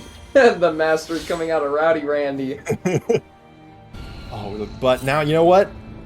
Collective effort, they have objective bounties this time, and it is not a question as to why or as to how. RPG they have taken that early game lead that they have. I mean, I say they've taken their early game lead. We're still in the early game. The Baron doesn't spawn for another 3 minutes, and they already have 14 kills. Joe Baby, who almost gets baited in there by Rowdy Randy, but walks it away, does not go into that bottom side river. Yeah, he's gonna look to just go clear up his camps. He still actually doesn't have a mythic completed. He is working on the Sunder. He does have the Tiamat. Ziggs with Shades looking for a trade. Once he gets that Gnasher's Tooth, that Ornn is about to be getting shredded. And if you're Tizza, I mean, Anathema's normally, yeah, it works against Akali, but when Gwen's doing true damage on your auto attacks, I mean, it's just, it's hard. It's hard. Ooh, Spenna almost caught out, but manages to use the polymorph to shrink Rowdy Randy down and gets out of there just fine. So far, everything else has calmed down on the map a little bit, but that is mostly just because there are no objectives to fight for, other than the tier 1 turrets that RPG still have standing in the mid or in the bottom and in the top lane. So what RPG could be doing here is they could get some pressure mid to leverage it into a 20-minute Baron. I would like to see him set up either some wards in the blue or the red side red buff jungle, or to set up wards which they have in the red side blue buff side jungle. Man, that's a little bit of a tongue twister to prep the drag coming up. Now, one thing to note, you did mention that Joe Baby didn't have any items about a minute, 2 minutes ago, but has just completed 2 of them. Ziggs getting caught out, though. 4 members of the team are up here. Ziggs with Shades. Oh, might have just gotten caught out a little bit too much. We'll see if he can go 1 for 1. This is a very strong Gwen, but the shutdown comes through. That is a 350 gold bounty that goes over to the Jinx. You couldn't have a better person to put it on. Hey, Jinx desperately needs the gold right here, and if Collective plays their card right, they might get another kill here on the Naki and then pick up a drag. Rowdy comes Randy, down. the Assassin Echo coming through. Cider Mill with his 3rd kill of the game. Tied for the most kills on Collective Effort. This is not a Nautilus you want to mess with. Interesting. Okay, so Collective Effort is opting to instead go for the bounties coming out top and mid tier 2 and just saying, screw the dragon. You know what? We don't need it. We need the gold right now if we want even a chance to get back in this game. It's a little bit split. Oh no, are they not going to get anything? Oh no. Tizza Shades does is TP. here. He's TPs, but this tower is going down for sure. Yeah. Tower's going to go down. And looks like they might try to... Oh no, Ziggs with Shades gets hooked in. Has no Depth charge ultimate comes out. this time. This is No, if it was bad last time, it's not gonna be good this time. But however, there is a 1 for 1. Rowdy Randy left alone gets caught out by 3 members of the side of RPG. Yeah, Collective Effort a little split there. Once again, they're trying to get things done. They're trying to claw their way back into this game. They did manage to, however, close the gold lead from 6K to only 4K start. They did, however, not get the drag. They're down, 1 drag right now. It is indeed an Infernal Soul, which honestly, that is what... Oh, wait. Yeah, it is an Infernal Soul. It is. That is exactly what RPG wants this game. They need the extra damage to be able to get through the Ornn. The Mountains Dragon also didn't get on the Ornn. Huge that they were able to secure that one. And then the extra armor and MR is just going to make it that much harder for Flan and Rowdy Randy to take down these carries on RPG. Absolutely. It's going to be so much damage coming out. And one thing to note on the items, well, the Lulu did just complete the Shurelias. Renans just came out as well. Tiamat. There's the Tiamat. Glacial was sitting on quite a lot of money. So this 2-item spike is a rather powerful one with the Zeri. Her interaction with items is always so weird. She's able to build so much health despite being an ADC. Yeah, a little bit of that Bruiser Twitch build coming over to the Zeri build. Twitch mains rise up. They've been waiting for their Titanic Black Cleaver Wits End build to actually be a thing. It's been a meme for far too long. Let's make a champ that can play with it. I love it. Oh, Joe Baby looking for the pillar, hits it on the Cider, gets a chomp. Gets slowed, but Spider not away, but Naki manages to come in with that shadow, and Rowdy Randy now caught out 4 members of RPG on the top side of the map, mirroring what Collective did just a little bit ago, and that's 2 kills. That should mean Baron. We'll see if Drip Irrigation can come up and try to make a steal happen. Yeah, the hook pulling in the Vex to get Rowdy Randy kill as well. Oh, you hate to see Joe Baby's just gonna look to melt it. Looks like Collective Effort is gonna try to make a play on Ziggs with Shade, but he's just gonna dash over the wall. There's nothing he can do. Rocket's coming out. Oh, it was close. Managed to hit Joe Ziggs Baby. with Shade is still in the drag pit. Okay, he finally got out. That is 5 members cloaked in purple for the side of Red Panda Gaming. They will start pushing out these waves here shortly. They have turrets to take. They have inhibitors to get to. We'll see if they can break that tier 2 line with this Baron buff. And objective bounties, they fell off for a second, but as you see there, they will soon be available once more for Collective Effort to try to grab. Yeah, what I want to see coming out of RPG is more of a 1-4 come out. I want to see... realistically, if you're RPG, you send 4 members bot, and then you send Ziggs with Shade up top. So that way you get the 2 outer towers that are worth the most gold, 550 local gold. That's a ton of gold on the Gwen. You can put it on Glacial. Mid-tier 2 is already down. Split the map. Gwen wins the 1v1 against the Ornn.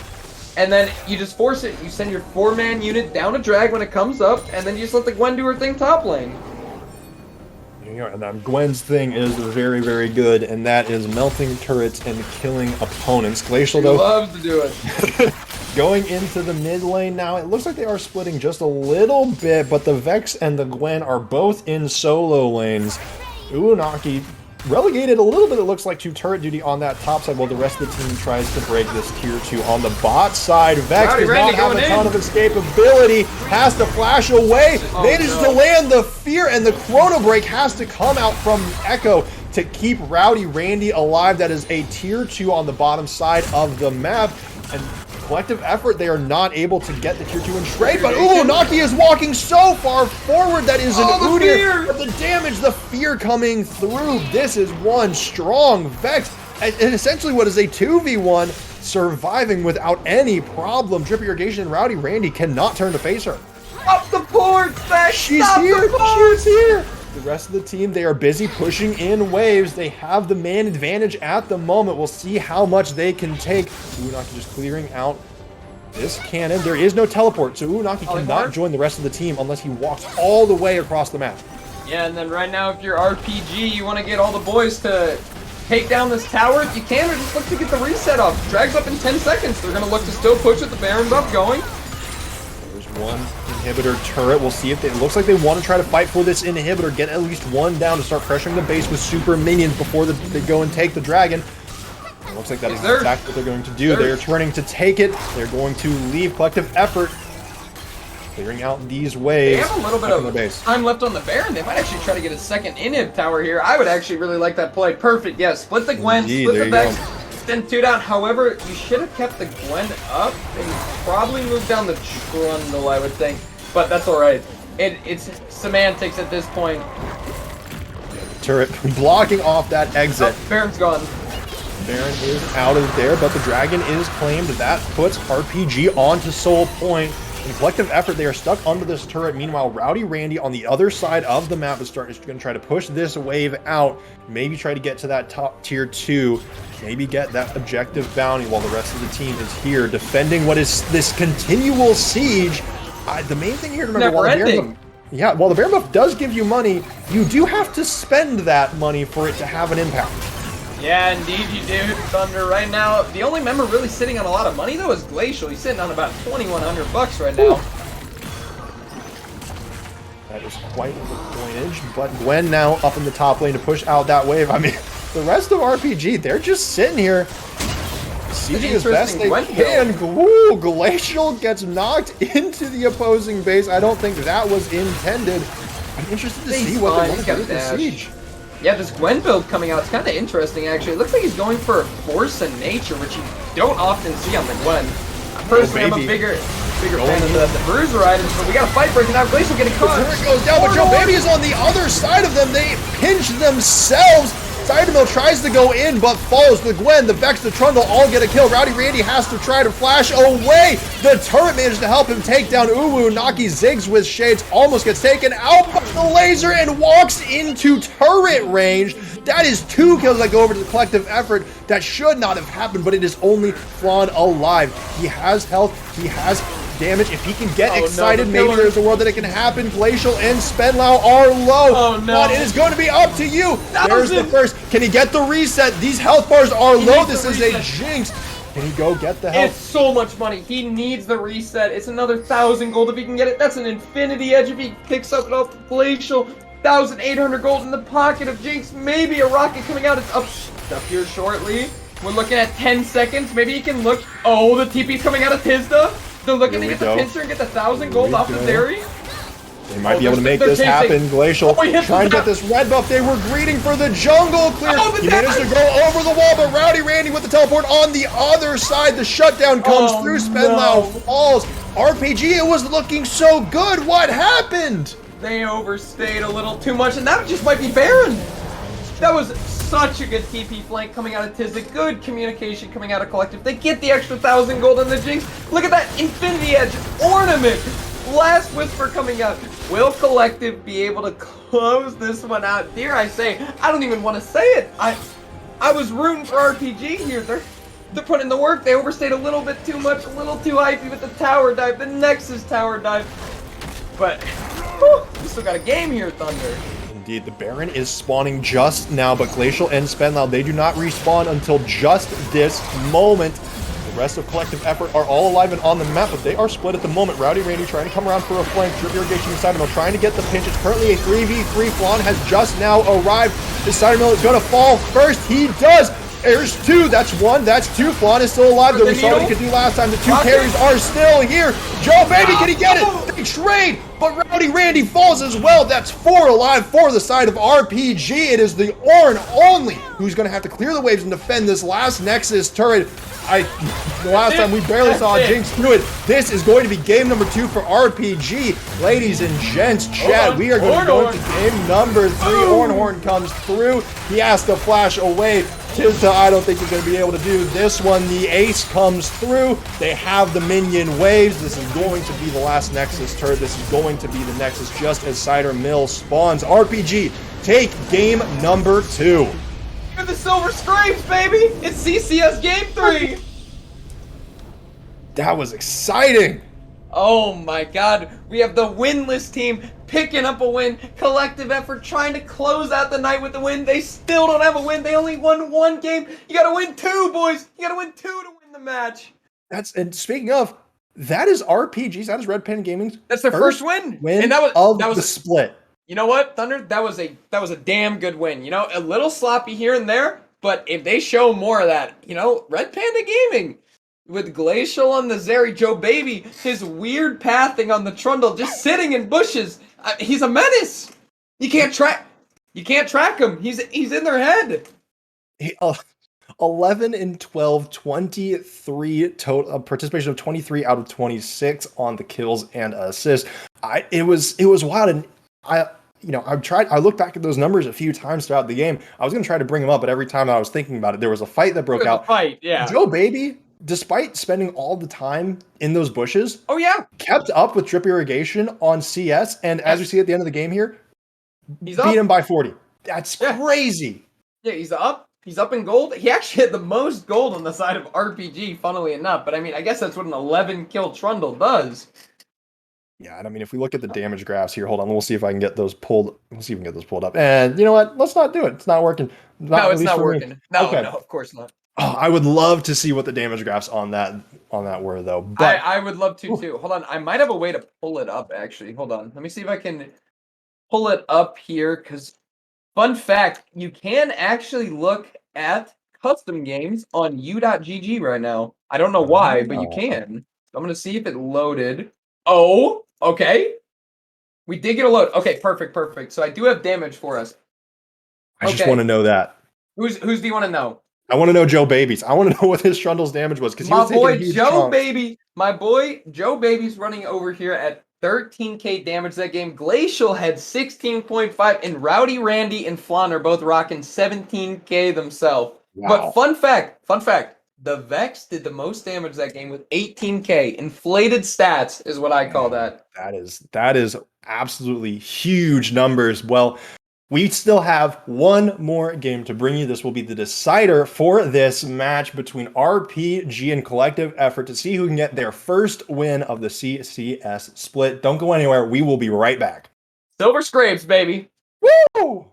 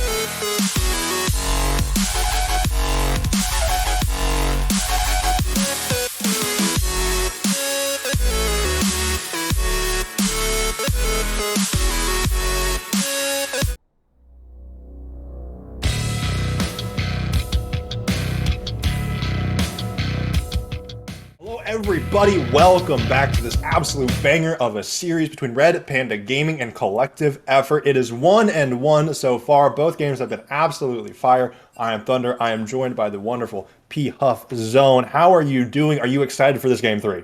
I'm so damn excited. I thought, it's like, oh, Collective's supposed to 2-0, blow it out, but instead we're getting banger game after banger game. And you know what? I'm happy I'm not going to bed nice and early. I'm excited to watch and cast a little bit more League with you, Thunder. Absolutely, same here. And look, all I'm saying is I'm the only one that picked RPG, so I have faith. None of y'all did. I'm just, I'm not going to say I told you so yet, but if Brankles was asking that you get drug tested, what if you're the Oracle now? Yeah, look, Oracles always have a little bit of something going on, but into the picks and bans we go. The Blitzcrank gets banned, the Vagar gets banned, and it looks like they are hovering Ivern. I don't think that's going to be the ban. No, the GP ban comes through. We're actually doing the same 3 bans again. I think we're just running it back. Yeah, this is just game 2 bans. This is just game 2. If you're RPG, why not, honestly? No, I totally agree with just running it again. I mean, they rolled Collective that last game. Yeah, it was definitely dominance after that game 1, which was relatively close. We'll see if Collective can make it a lot more even on this one. They are really thinking about this last ban.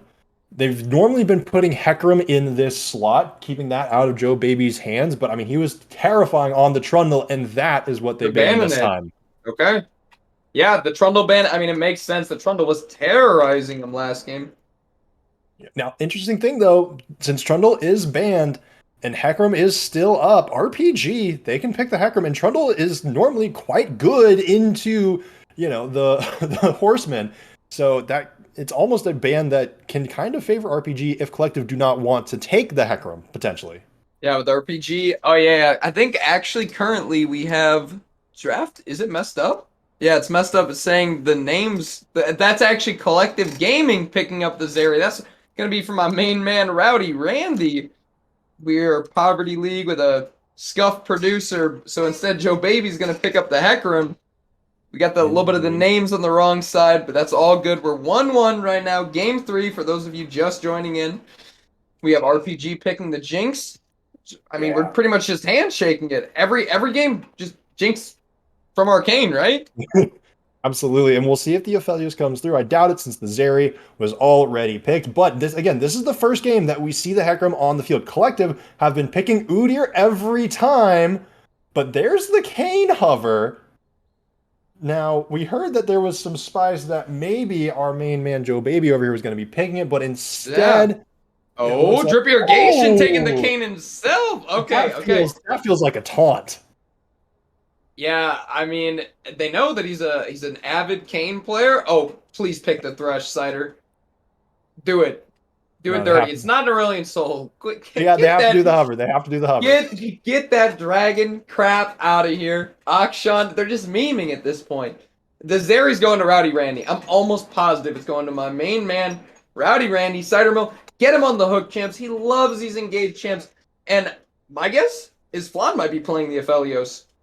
He might be. That's what he's played these last, or not the last 2 games, but that's what he played. I believe that was him. Honestly, I don't even remember. These last 2 games are running together. They were so fast in my head, but that would certainly be a phenomenal pickup against the Jinx. That's the normal handshake lane, but RPG, they pick up the Lulu again. Yeah, Lulu Hecarim's pretty scary themselves. We could actually see, it would be cool if we saw Lulu Flex pick up the Karma as well. See a fast pony, off to the races would be what I'd like to see coming out of Red Panda. I don't think it's going to happen, though. However, Hecarim with the Lulu speed, the Karma speed, he can run down the Zeri. I mean, you might be able to glide over walls, but it doesn't matter when there's a Mach 5 horse running at you. And look, the horse can go over the walls, too. He can actually, yes, he's one of the few champs that can actually chase down the Zeri. So, that could definitely be a tension point here. Now, the Aatrox is banned, taken away from Tisda. The Uxun is banned as well. They previously hovered it. Gwen taken away from Ziggs in the top lane, and they're just, they're putting a lot of respect on Ziggs. We'll see if they ban the Akali again. They banned it last time. Yeah, they probably will again. Yeah, they do. That's 3 bans targeted towards Ziggs' way. The Vex is picked. They're leaving counterpick for Ziggs with Shades in the top lane for RPG. Hey, Thunder, I got a little tip for you out there. The Ziggs, however, Flan has played it before. Did you know that Hecarim, during his devastating charge, if there is an enemy champion close enough to the thin walls, he actually will, like, jump over the wall like a horse jumping over a fence. Oh, that could be interesting. It's That could it's cause some very it's problems. very niche, but you can do it over like Krug wall, blue buff wall, and I think the where the blast cones are by river, you can pop over the little walls if you get in range. Most people don't know that. So the Ziggs is coming out Wow. for Flan, and this is gonna be Tisda's Gragas. Oh my god, I was talking to Rowdy Randy about this. He sent me some clips. I mean, we can maybe post it in the post-game highlights. All I'm saying is we are in for a treat if we see this Tank Gragas come out. It is something. Hey, we Truly know. collective effort fashion. I think it's it. Yeah. And that's the Gragas Ooh, coming out for Tisda. And the hold Ziggs here on. is most likely going to be Flans.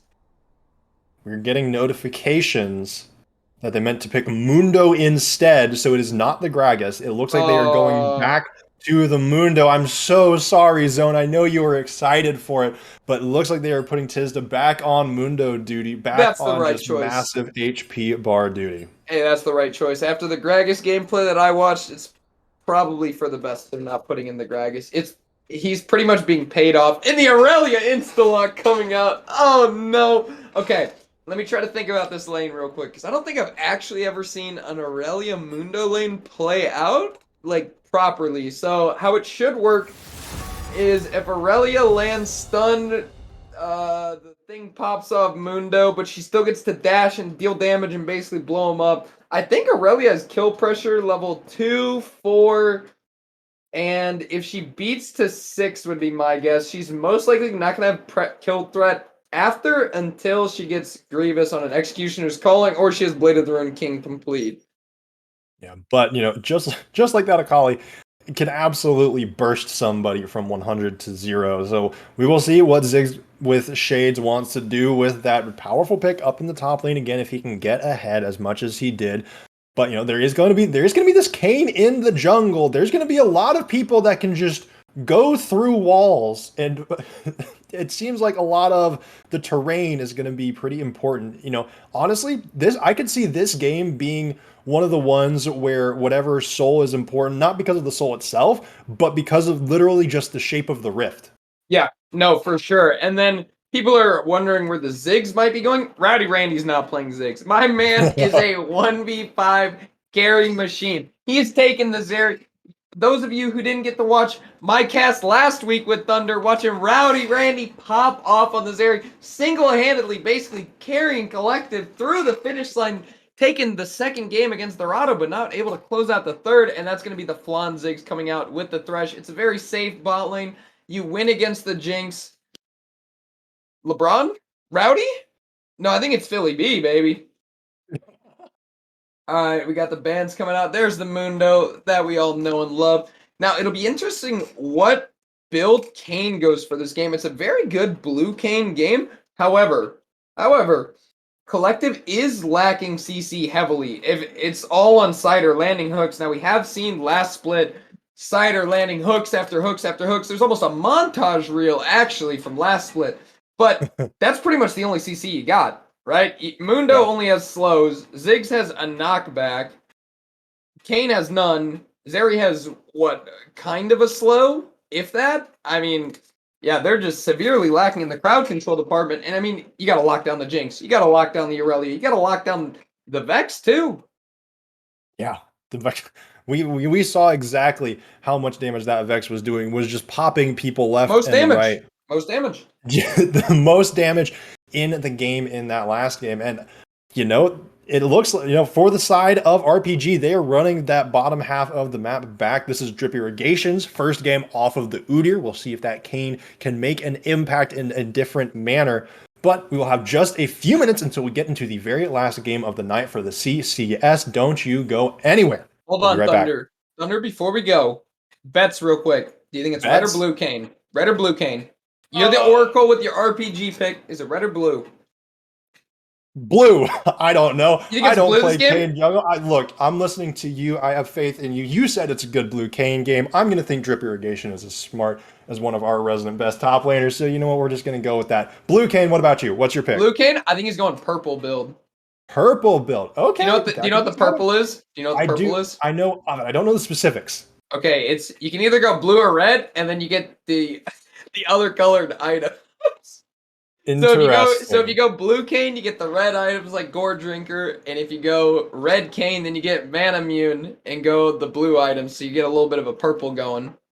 Interesting. Well, we will certainly be keeping an eye out on that. I don't know if we're going to put any stakes on this bet. We'll have to see. We will be back in just a I'll couple shave of my minutes head. to see if, you know what? I'll get a haircut to see which Kane is going to be played. I already shaved Thunder right before the game.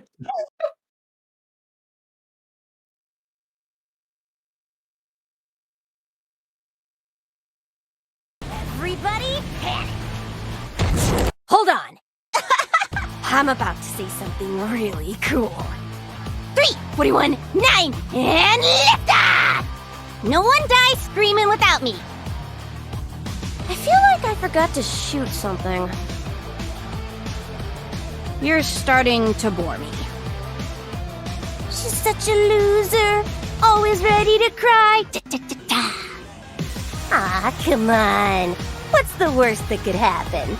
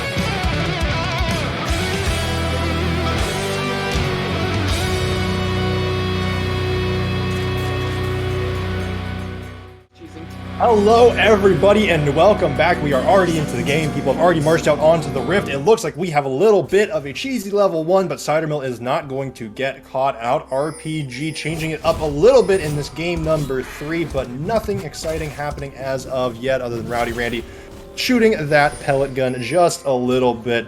And it looks like everybody is backing off for the time being. Hey, that's what I love to see coming out of RPG. Switch it up a little bit. It's game 3. Even though you just won last game, I mean, these games have been kind of a little bit of a mess.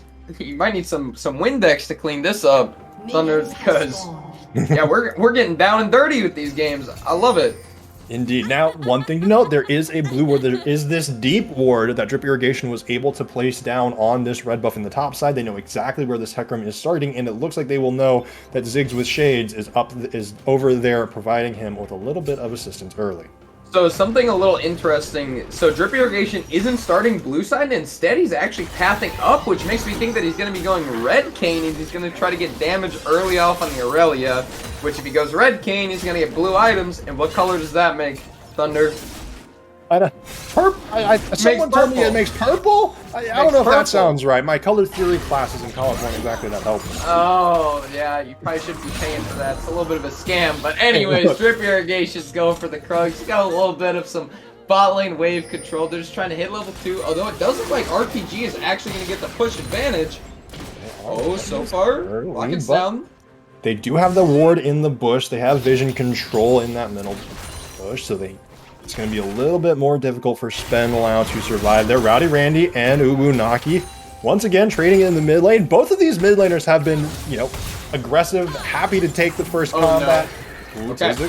He's allowed to go where he pleases, but Ziggs with Shades pops the canister. Now, last time, or both the first games, first blood happened in the mid lane. What? It happened in mid lane.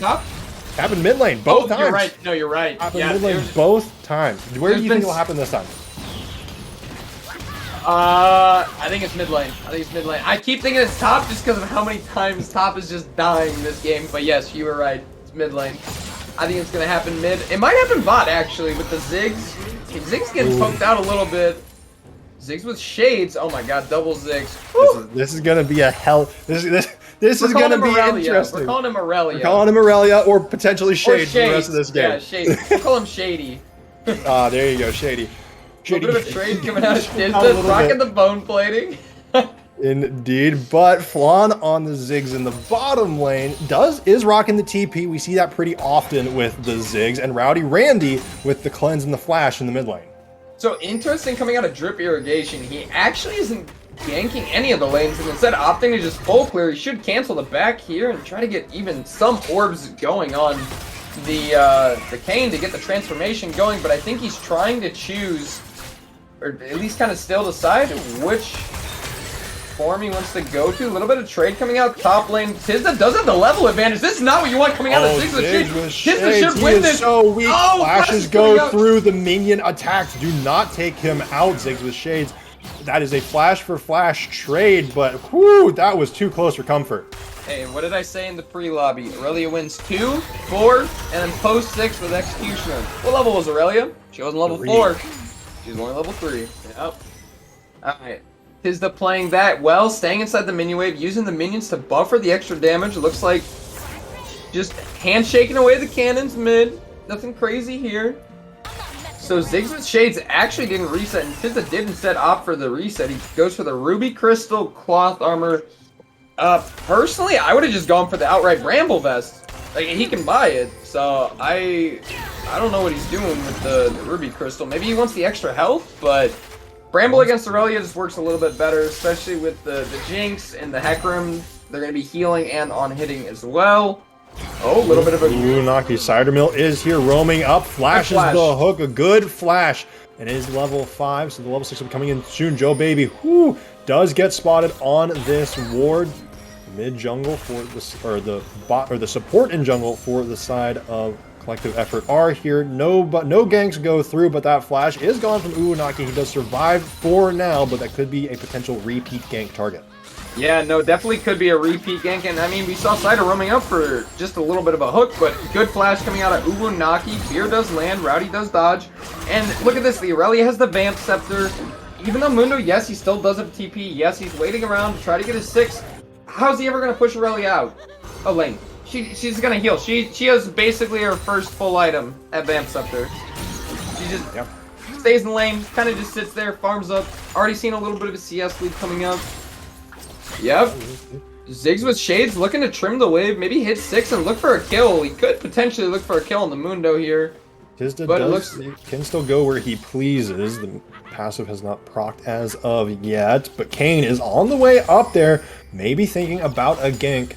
Ziggs with Shades doesn't have flash. There we same brain, and actually the Mundo hits 6 first. Aurelia needs to be careful for the time being. So the Mundo's slow pushing out this wave right now, which traditionally you'd go for a dive with it, but he should have just hard shoved and leave. Yeah, hard shove leave. Oh, they're gonna try for the dive actually anyways. We'll see Ziggs. No. Nope, okay. Handshaking it.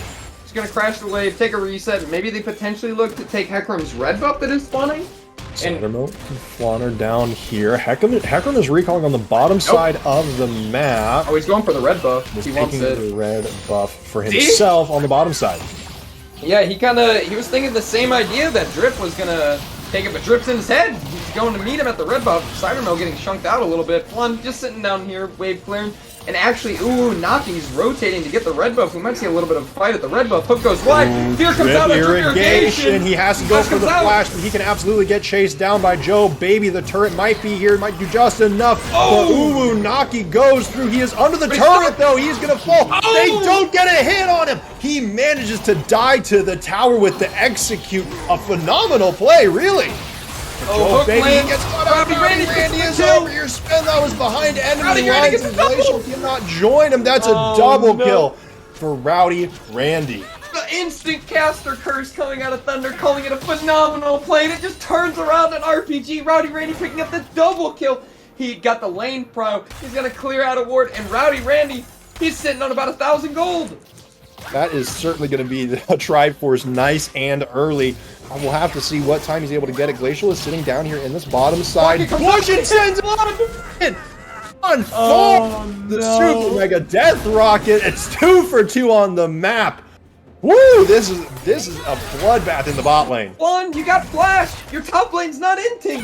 This is on you, brother. It's on you. Actually, Tizda's winning the lane top. Now, Tizda, little note to self. When Aurelia's got max stacks, you don't want to hit him. Uh-oh. Not a great idea. Oh, the passive does get popped. Tizda manages to walk it off, as Mundo most often does, but Ziggs with Shades holding on to the ultimate for now. Doesn't want to go all in, is backing. I imagine we are going to see that first completed item. No, he doesn't quite have enough. He might be able to pick up a recurve boat. Ideally, he's probably going to pick up... He might go boots. There's the Executioner's calling. This was the other con, the other win condition for Aurelia in this matchup. Executioner's calling, post 6. Tizda's probably going to die here relatively shortly if he overstays. He should just... it's going to be difficult to crash this wave. Ziggs with Shades, however, does have TP.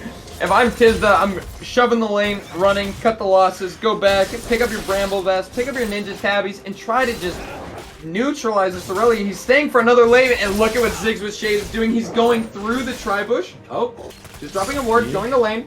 Okay, I thought he was going to do a little cheeky. Oh, Tizda does have the level advantage, still has to flash away. There goes the ultimate. Tizda, he's going to get taken out here. Ziggs with Shades with another solo bolo on the top side of the map, and is going to be able to pick up plenty of the wave here, but not if any Drip Irrigation and Rowdy Randy have anything to say about it. They go over the same wall together, but Ziggs with Shades doesn't even have to expend the flash, clears the wave and neutralizes the dive, gets the stun onto the Kane, but there's going to be 3 members on the top side here. He's going to be able to get the kill. Drip Irrigation is low. The hook comes through from Cybermill, but he still lives. There goes the rocket. Is it going to hit? Is it going to take anybody out? We'll have to see. No, it looks like it goes wide. Flan is down here alone, though the normally safe Ziggs manages to pop himself back under the turret. The Jinx has the range, though, can start poking him out once a wave comes through, but Ziggs with Shades! Rowdy Randy takes him out! Ziggs with Shades playing in front of his turret, and Flan now safe under the turret for the time being, with the wave in here, but is not safe for long enough. Maybe he is! He's still alive, but no, not quite. The onslaught of shadows back under the turret takes him out, 1 for 1 across the map. Oh my... Oh my lord, it's not a 1-for-1, it's a 1-for-2, and they got drag on the side of RPG. This is just a fiesta. Oh my god, Heckram's going back in. The wild grove comes out, he's still going, he's trying to get drip irrigation. Drip irrigation inside him, thought they had caught somebody out, thought that they could clean up the scraps, but Joe, baby, managed to get the kill. Sidemo just barely dodges away from the Vex. Ooh, that could have been bad. I think if Lulu polymorphs the Hecarim instead of the Thresh, they kill him as well with the move speed and damage buff. I can absolutely see it. Flan is now back in the bottom side of the map. Oh, he ain't pushing up. But he is not going to go under this turn. There is only one plate left on that bottom side tower. There is currently a 1.7k gold lead for the side of RPG. Once again, they are winning this early game, and Rowdy Randy has now rotated up to the top lane to deal with Ziggs with Shades 1v1. I mean, if you're collective, this is just a disaster. You need your Ziggs to be pushing and getting plates. He lost his tower. Oh, Rowdy Randy looking for a little bit of a solo bolo on Ziggs with Shades. Shades is doesn't have the low. ult. No, he's not going to get it. Kane, drip irrigation looking. I wish you could check on his orbs, because actually I think he has a good mix between the two. He is going the Gore Drinker, but do you think he just takes the form, the first one that he gets? Or do you think he's going to wait for one or the other? Oh god, that's... I am assuming that he is going to... I mean, it's what? We're almost 12 minutes into the game now? I think he just takes what he gets. I think he just takes what he gets, exactly. So we'll see what happens. Mythic items are starting to get completed across the board. Frostfire Gauntlet and Trinity Force are completed on the side of Collective Effort. Meanwhile, the Turbo Chem Tank is completed for the side of Joe Baby. Ziggs with Shades had to make the pit stop for the Executioner's Calling, but should be approaching that Blade of the Ruin King relatively soon. Glacial and Spenlau up on this top side of the map. Tisda, though, a relatively safe Mundo, is just going to clear away this wave. Now, I got a question why Tisda still doesn't have Bramble Vest. It's a little odd to me, but he rushed the Crossfire. Regardless of that, Rowdy Randy swapping with Tisda in the mid lane makes it so the Mundo's not going to die. Rowdy Randy can deal with the Aurelia and essentially the 800 gold. He got the 1 kill, so he got 400 back, but he's still down 400 short of getting his Bork, or mythic, quote unquote, his first item completed. For Aurelia, Bork is basically her mythic item. Ziggs with Shades looking to clear the wave. Dash. Enough. The stun does not quite land. That could be Randy with the ultimate. Ziggs with Shades is just dead. Flan, he didn't even need to do that. He just takes the kill for himself. Share the gold, baby. Share the gold. Spenlau gets caught out on a ward, and Tisda can walk away just fine. Rowdy Randy might actually pick up a couple plates here for himself if he plays his cards right. He should be able to get 1, 2. If drip irrigation comes down, it looks like he's just going to take the Wolves. He's going to get a 3rd plate. Oh my god, he has Triforce already. This is actually a Rowdy 1v9. He's getting rowdy. Zeri just continues to be scarier and scarier. Rip Herald does get dropped on the top side of the map before the plates fall. Tisda taking a fair amount of damage. Oh my god, Rowdy Randy almost got the whole bot tower. It's that one plate. He still might. He's staying around down there. His jungler is there. I mean, this turret plate, it's gonna have a lot. It's gonna have a lot of those resistances, but can he get it? Yes, he does. Absolutely. That Pelican doing more than enough. That's was that a whole tower with like at least 4 plates? It was an untouched tower. That this Zeri is going to be doing so much work. Fat. It's a fat with a PH Zeri coming in. Now we got to see Collective reset, and they got to get this drag. If RPG gets this drag, they're not in the worst spot. Gold is relatively even. It's about 500 up for RPG, so pretty much the first blood gold that they got from the tower dive of Vex not dying to another champ is pretty much their lead that they have right now. Ziggs with Shades going to face check drip irrigation. Stun comes through, has a level advantage. He's going to be able to get the kill. No, Spider-Man and Rowdy Randy have arrived. The stun comes through. And Ziggs with Shades, he performed so well in those first 2 games, but is now getting collapsed on and caught out. Is going to be up to the rest of Red Panda Gaming to win this game, I think. Yeah, it's a lot of over-aggression coming out of Ziggs with Shades. You got to keep in mind, the rest of Collective is not Tisda. They're not just going to roll over and just let you kill them on repeat, all right? They're going to fight back a little bit, and we're seeing that with the scoreline here. RPG, even though they lost Aurelia, they're still going to take the initiative and take the drag. Kane's on here, he's on reset. I think he's getting his form. Red King coming out. Indeed, there he is, and there's the dragon. And it will be a Mountain Soul this game. And so far, it looks like, I mean, 15 minutes, 2 Drakes.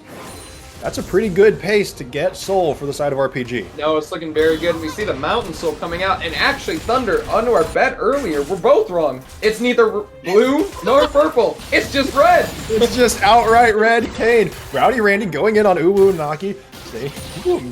But Uwunaki safe under the protection of his turret. Rowdy Randy will be able to get the first move to mid lane if the teams want to fight there. Baron is not up for another 4 minutes, so that is certainly not going to be on the table. But Rowdy Randy catches Uwunaki again. The ult is used. Naki manages to flash away. Baby, he's here. Does he want to collapse onto the Zeri? Is sieging the turret? No, just wants to clear away the wolves. Does not chase down the enemy mid laner. He currently has a 400 gold bounty, but Rowdy Randy goes into the jungle. Flies all the way over the map, but here comes the onslaught of shadows that he manages to flash away. Rowdy Randy is perfectly fine. Zeri is still too hard to catch. Teleport from Flan coming out to the mid lane, and yeah, the pony's just not fast enough. Yeah, Zeri, I guess the roller skates wins this time. Rowdy's got the flash coming out. I don't know if he necessarily needs the flash. He did have cleanse up, but regardless, keeps it safe. I mean, Rowdy Randy's making me want to look. Making me think I should pick up this champ. Oh my god, he's making it look busted. she's just terrifying, right? It's building that zeal. Looks like she's going to be going towards that Hurricane second. Really has 4. Oh, drip irrigation, looking for the relic, not the plans. Red Spike comes out. Ziggs with shades. This time he's not alone though. Joe Baby is here, but doesn't have the ultimate. There goes the super mega death rocket. Joe Baby gets one. Tizza has fallen, but Cider Mill, he has arrived. Can Joe Baby make this happen? He goes over the wall, and that might spell his doom. There goes the shutdown. The Kane takes the kill on the Hecarim. Oh my god, that was close. Ziggs with Shade's gonna overextend a little bit. He stays anyways. Oh, drip irrigation barely gets hit by the sun. Cybermill hook is there. There was no flash to get out. Ziggs with Shades. He's trying to run away. He's gonna be able to get out of there. His bot lane is coming up to meet him. Meanwhile, Rowdy Randy and Uwunaki in the bottom lane. He is certainly going to fall. Drip irrigation. They are trying to get away. Cider Mill and drip irrigation. They make the get out play. And the result of this is that it's a 2-for-1 across the map in the favor of collective effort. Yeah, and collective effort is also going to pick up that mid tower. Oh my god, we have so much happening everywhere, Thunder. And the thing, it just keeps going in the favor of collective effort, it seems, right? Even when RPG get kills, they haven't gotten turrets. These fights are so close. Oh, I thought my game was frozen for a second. No, people are just chilling and it's fun. We got Sheen coming out of Aurelia. It'll be curious to see what he builds into. Personally, I would go for a Sunday this game, but he might end up going for the Triforce anyways. Still sitting on brown boots. We do see Bramble coming out of Tisda. Picks up the Ninja Tabbies. We got the Executioners coming out of Kane. We got the Renams. Tiamat picked up by Rowdy Randy. We got the Oleanders here stacking coming out of Flun. And Cider's working on his first item completion. He should have that in about a minute or so. Well, we will keep an eye out. Meanwhile, all the first items are completed on the side of Red Panda Gaming. Across the board, again, Blade of the Ruin King, the first item for Ziggs with Shades. As you said, it's essentially just a mythic item at this point. And so, it's doing its work well enough. Joe Baby now does pick up the Muramana. I'm going to be honest, Muramana, Manamune, I don't know which one transforms into which. I just know that they both start with M. Manamune goes to Muramana. R is the transform, and you can think of that because R is in transform. Ah, there you go. We love to see the hacks here. In the meantime, Dragon is spawning in just under a minute, and Rowdy Randy has been, I think he's killed this Gromp more times than Joe Baby has. I think this is now just Rowdy Randy's Gromp. It's his new best friend because he's missing the rest of his team, so he's staying in the side lane. And it'll be interesting to see how this fight breaks out around this Soul Point drag. It's Mountain. Now, if you're collective and you start picking up these mountain drags, you have a good way back into the game. Four mountain drags on the Kane Mundo. It's going to be very hard to take them down. Absolutely, especially with that Bramble Vest getting built. The Gore Drinker is going to be able to do so much work. Tisda now staring down 4 members in the mid lane. The Dragon is spawning in 13 seconds. It looks like RPG just want to try to take this or get mid lane pressure before they transition to the Dragon. but collective effort, that's a lot of damage on the Spenlow and Ziggs with Shade. Here comes more bouncing balls and dripping. They just get deleted. Joe Baby manages to take one back, but this Red Cane is doing the work. That's 2 for the side of RPG, but I don't think it's going to be enough. Joe Baby just gets blown up by the railgun. Rowdy Randy is living up to his name. That is the team fight ace for the side of collective effort, and that is their first dragon of the game. They were trying to give it over to Drip. Rowdy Randy even stopped auto-attacking. He was just letting him burn. But you know what? You know, Rowdy says he'd give it, he'd take it. If you don't pick up the kills that Rowdy's feeding you, he's going to take them for himself. That Zeri is 7-0-2 coming out of the mid lane. And he should have his Titanic Hydra on the reset after this tower. Absolutely. We can clear out this last wave and reset. And this is giving me Zone some flashbacks to game number 1, where RPG Red Panda Gaming had a phenomenal early game, but then it just fell apart. Collective effort, they are currently rocking almost a 5k gold lead, currently around 4.5, and it looks like they might be able to just keep snowballing if Rowdy Randy can take more of these 1v1s. Thunder, there's 3 words I got for you this time. I know last time I had 2, but it's Rowdy fucking Randy, dog. My man is literally pulling collective with him. He's got him on his back. He's taking everything. He's doing everything he can to pull this one, take it home, get collective their first win of the CCS split. You gotta keep in mind, this man was the CCS MVP. This team only lost to 1 team all split last season, and they're currently 0-3. They desperately need this win. They need the win to still have playoff hopes. They have to deal with Hard Hat Zone tomorrow, and the momentum going into it, if they can pick up a win, even if it's a 2-1, it's something to work with. Absolutely. And, you know, again, like, they, after this, once they beat Hard Hat Zone, they would, you know, I say once they beat as if there is some sort of script, but you know what? They might be making me believe. On my pick'ems, I don't think actually any of us had collective effort over Hard Hat Zone, but this match maybe is making me believe a little bit. Is Red Panda Gaming the best litmus test for collective effort beating Hard Hat Zone? Maybe not, but I'm getting excited. Ziggs with Shades comes through, manages to flash over the wall and get out of there. Rowdy Randy has completed the Titanic Hydra, as you said, and if he wasn't scary enough already, he's certainly scary now. However, I do want to say, while it has been a little bit of the Rowdy Randy show, Drip Irrigation, this man on the red cane has been putting in some work himself. As I say that, don't let this be another caster curse, please. He gets chunked out to half. Rowdy Randy now trying to run away from the rest of the enemy team, but Joe Baby is just getting deleted. What was that? Yeah, this Zeri's getting out of control. If you're Red Panda, you guys, your chance to win was getting soul point, but you all died to Drip Irrigation. I mean, I don't know how you deal with the Zeri at this point. You gotta land an Aurelius Thumb, but I don't think Rowdy Randy's gonna let you hit it. You gotta land a big Heck Fear at this point, or maybe a Polymorph or something. Honestly, I think they have to hit all of those in succession. There is a cleanse, there is a flash, and then there's the Zeri ability to go game over 1 collective. 24-minute Baron. Oh, they're gonna peel up. They're just gonna look for the fight.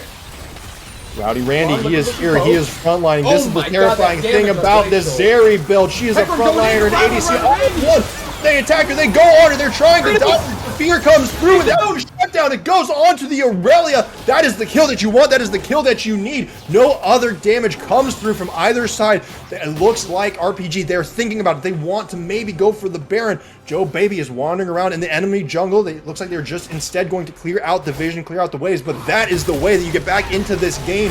Tizda going on this bottom turret, but Ulunaki is here, clears out the wave. Maybe, just maybe, RPG have stabilized. Gaming showing signs of life, 1,000 goals going on the Aurelia. This is what they need. They gotta shut down Rowdy Randy. He had cleanse up, he had flash up, he didn't get either off. Oh no, it's a disaster for collective effort. They peel off the Baron, they still have the debuff. Flan's landing poke on the Glacial and the Spenlow. Excuse me if I pronounced that wrong, buddy, but oh my god. We got ourselves another game going on here. Indeed, and we see those pings. Mountain Dragon is spawning in a minute. Thank God that for collective effort that fight did not happen right about now. Otherwise, Rowdy Randy might not have been able to make it in time for this dragon, but we see the resets coming through. It is going to be collective effort that get to this pit first and get to set up vision in the river. Hey, Rowdy Randy should be 16 here shortly. He's about halfway there. After a kill or 2 in the next fight, he's going to hit 16. It just depends when he uses his ult. That tier 3 Zeri ult does a lot of damage on the shocks coming out. I mean, he's currently 2 levels up on Naki, and he's even 4 levels up on the Lulu. I mean, he's hurting. He almost has Black Cleaver finish as well. Cider Mill's looking to set up some vision around this dragon. And I mean, currently Collective Effort is doing a great job of just moving him out of the area. And interesting, Joe Baby's top side, there's nothing up there. I guess they're just giving the drag. Yeah, this blue quadrant no longer belongs to Red Panda Gaming. It does not belong. They cannot walk into this, and that means the dragon, they most certainly cannot walk up to. And it looks like Uwanaki and Spenal trying to protect this tier 2 bot lane turret with their lives, but that means that the Drake is going to get taken while Ziggs with Shades is up in the top lane. Maybe he can get that top tier 1 turret. Yeah, I don't know about giving the second tower over. Maybe they're scared of the Zeri just being there, which makes sense, but I mean, running around in circles in the top, excuse me, blue side, blue buff jungle isn't going to get you anything either. They at least get the tower. It is something, but they still are down 2 towers, down 3,000 gold, but Red Panda Gaming, they still do have 2 drags under their belt, but these mountain drags sacking is just going to be a lot harder to take down these Collective Effort members. Yeah, and that solo win condition was looking good very, very briefly, but now it is just that much more difficult to deal with. The pressure in the bottom side of the map is just terrifying. And again, it seems like every single game they have put Tizda in the bottom lane and told him to just start pushing the turrets, and gosh dang if it isn't working. Give this man a hole breaker at this point, because he's just an empowered cannon minion on his own. Rowdy Randy does hit the 16. Thorn Mail comes through for Tizda as well as the Anathema's Chains. Did he already have that? Honestly, I'm not entirely certain. Yes, he did. He did have a complete, and it's on, I think it's on Aurelia. Yes, it is on Aurelia, which honestly not a bad target. However, I don't believe it reduces the extra enhanced max health damage from Sunbee. Don't quote me on that. I think it reduces the magic damage from Bork, but I don't think the current health and max health it reduces. I know it doesn't reduce true damage. Interesting. Well, that would be something to keep in mind for sure. But items getting completed around the Rift. Ooh, Naki though. Looks like he's building towards the Rabadon's Death Cap. The Dark Seal has no stacks on it. I mean, if you're going to want to transform that, you're going to have to... or upgrade that, you're gonna have to pay the price. Sidemo clearing out a ward. Joe Baby is here though. Does not check around. Ups the red scan. And Rowdy Randy just firing off the pellet gun, just checking out these bushes. I mean, he's gonna do so much damage if just a few of those pellets hit. And Joe Baby maybe getting caught out again. We see Painkler down the top side of the tower. Finally, that tier 2 goes down. That's a lot of gold into the pocket of the Mundo. And Joe Baby and Ziggs with Shades, it's now their turn to play tower defense on this tier 2. Yeah, they're looking to set up, keep Rowdy Randy off. He goes back, he gets the Black Cleaver. We see the Shadow Flame coming out of the Ziggs. He does have his tier fully stacked, so Archangels will be coming out next. The Shadow Flame, I get it. You got Vex and Lulu's shield. Yeah, no, Shadow Flame's correct. But I'm liking the build I see out of Rowdy Randy. Some people might prefer the Bork, but I don't think Bork is the move here. There's not enough tanky members. I think Black Cleaver's good to melt, make sure that Drip Irrigation can do the damage, because he had to buy the Executioners early, so he couldn't get the Bork himself. Cider Mill goes for the Flash Hook, doesn't connect. Ooh, Drip Irrigation wants to go in onto this Lulu, but Naki with the ultimate manages to take down Flan. That's not the necessarily target though. Rowdy Randy on the other side of the fight is just cleaning things up. That's a double kill. He's taking the turret shot, but it doesn't matter. There is health in this kit. That is a triple kill for Rowdy Randy. He is inside the enemy base when they don't even have any towers broken. Ziggs with Shades is the only one standing. The newest member to this roster is going to have to be the one to save the day against 4 members of Collective Effort, including Rowdy Randy on this. Zeri still has the cleanse. Ziggs with Shades is going to have to perform a miracle here. Does still have the ultimate. The stun comes through. Gets so many of them. Can the Aurelia make it happen? No, is trying to queue as much as possible, trying to clear out this minion wave. But there is a Mundo that can tank this up all day long. Glacial and Spenal, they are spawning right now, but the teleport now is coming through from Flan. It is going to be 5v2 on the map. This Nexus is already fallen. Collective Effort, they're going to buff their KDAs, and that is going to be their first win of the season over Red Panda Gaming. Welcome to Ukraine. Oh, no. I got 3 words for you, Thunder. Rowdy, fucking Randy. Oh my god, if that ain't Philly being the wards, I don't know what is. Although Cider Mill's putting in work that game. I will Landing say, hook after hook, making Ci- plays for the team. the cider mill came in huge. And I will say, don't snub Drip Irrigation too much. He performed super, super well in those team fights before Rowdy Randy came in and kind of finalized everything. Though I think the team as a whole, even Tizda on his role as kind of that tank, just all right, taking the punishment, performed really well. Tisda went 2-2-2 in that last game. But you know what? That's an improvement from 4 deaths from game 1 and 5 deaths from game 2. So you know what? That's a win for the weak side top. Absolutely. But either way, that was a phenomenal game. That was a phenomenal series, I think, from both teams. RPG, though, they have won their first game, but they have yet to win a match. Now, I don't have a big old foldy sheet telling me all of the results for, all the potential results for who's going to make it to the playoffs. But there's only 5 weeks left. RPG are at 0-4. They are going to need to make the most miracle of miracle runs to get into playoffs, I think. Yeah, I think Orion said it best. I think they're just a little too behind the curve getting the full 5-man roster. Now, Zigla's Shade was showing promise in game 1 and 2, but game 3 just couldn't quite deliver. And I mean, maybe it's still trying to mesh with the team. I don't know how recently he did just join, but the roster did just get updated today. Like literally, 10 minutes before the match started? Very recently. Very recently. Yeah. So I think RPG, if they would have done it a little earlier in the season, maybe they have a chance at playoffs. I don't see them making it. But however, it was still fun to watch. I do enjoy watching Glacial play ADC. I think he's the heart and soul of this bot lane. Okay, sounds good. We'll have an interview with Rowdy Randy here in just a few moments from the winning team. I mean, it was just a phenomenal game, and I don't know. I'm on the collective effort hype train. I'm on it. They play Hard Hat Zone tomorrow. It's not going to get streamed, but they play Hard Hat Zone tomorrow. But I am on the hype train. I think the hype train's going to fall off a cliff after tonight. But you know what, Thunder? You can gladly stay on it and crash and burn with them. Alrighty, and here we have Rowdy Randy has updated his Discord username to quote the one and only Puff Zone, or maybe it was the other way around. But Rowdy Randy, welcome, congratulations! No. He updated his name to 3 words instead of 2. Rowdy fucking Randy. I've been saying it the whole series long. Well, welcome. How are you feeling? How are you and the team feeling after that win? We're feeling pretty rowdy, And game 1, you got a little rowdy. You need to get a little more rowdy for game 2. It just wasn't quite enough.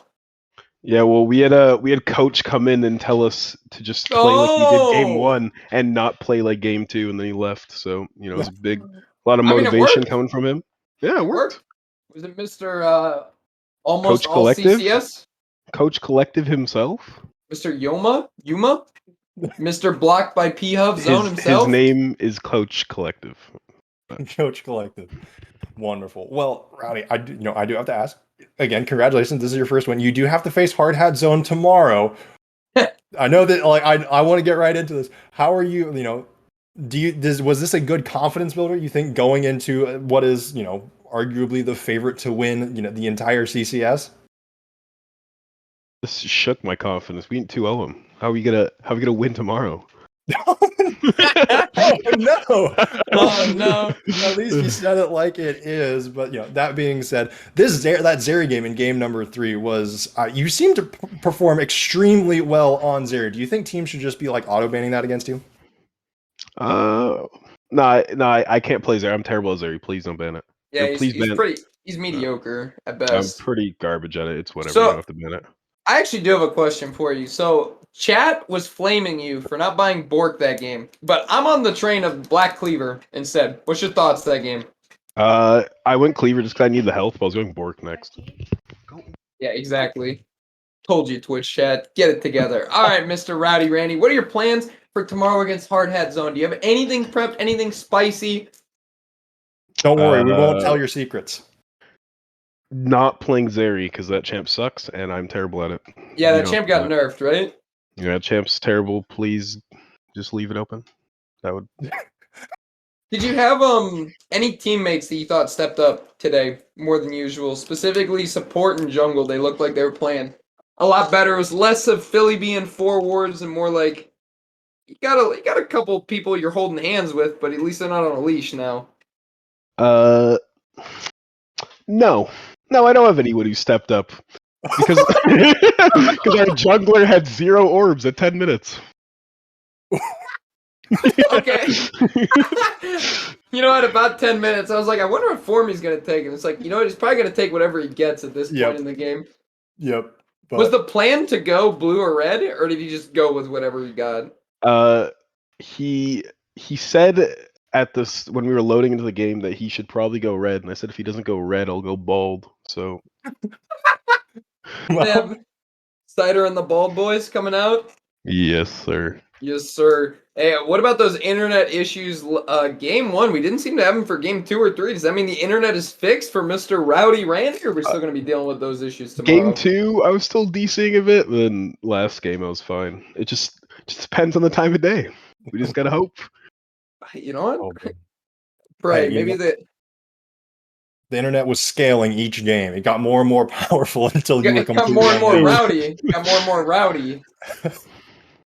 Maybe that's what it is. I just wasn't rowdy enough game 1. Yeah, you had to start shaking the desk. I bet there was some heated words coming after game 2 as well.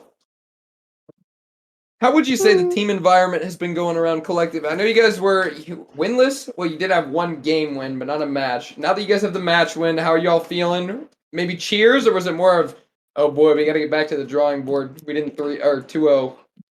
It was cheers. It was patting ourselves on the back. Yeah, there you sure. go. It's always nice. And It was okay, nice to take the last place team down, you know? yeah. It's like the kid when they're already down. You keep kicking them, you know. Just keep kicking, walking by, right? All right, Rowdy Randy. I got one more question personally for you. Who are you looking forward to facing that you haven't already played on the Wednesday division? Well, everyone's hyping up Hard Hat mid laner. What's his name? Marcel? Alternative. So He's tomorrow should be He's spicy. He's aight? He's Alright. aight. Yeah, just aight. That's my opinion. From like what I've seen, he's aight. He's aight. So spicy hard hat zone. Any other players you're looking forward to playing against? Any other teams? Mid layers I've seen so far, be real, they're kind of cheeks.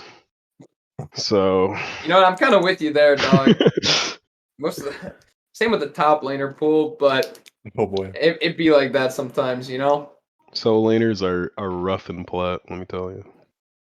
A little rough around the edges. Well, you're taking up the diamond import. You're not plaid. There you go. Well. Well, let me tell you, the internet issues. The internet will make you plat. Yeah. Well, Rowdy. Any last words you'd want to say, Rowdy? Anything for the fans at home? Any people flaming Flan for his Ziggs champ pool and gameplay? I think they should keep that copy pasta ready because he's gonna pick Ziggs more. And shout out to Ukraine. Shout out to Ukraine. You heard it here first, boys. Oh, he's out. He is gone. He has left. He has dropped the mic. Well, thank you very much, Rowdy Randy, for coming in for that interview. Thank you to Collective and RPG for the wonderful game. Congrats to Collective on the win. It has been Thunder and Puffzone bringing you this game. Thank you all so much for watching. Puffzone, any last words for the chat yourself? Make sure you tune in. I know we're not being streamed by CCS 1, 2, or Ocho tomorrow, but PGO is being streamed on twitch.tv/pfzone. As always, I don't even remember who we're playing. Sensei Squad, I think. Yes, I believe that is correct. Alrighty. Well, that being said, again, thank you all so much for watching. Check out the games tomorrow. They will be absolute bangers. Until next time, be safe, be smart, make wise decisions, and farewell.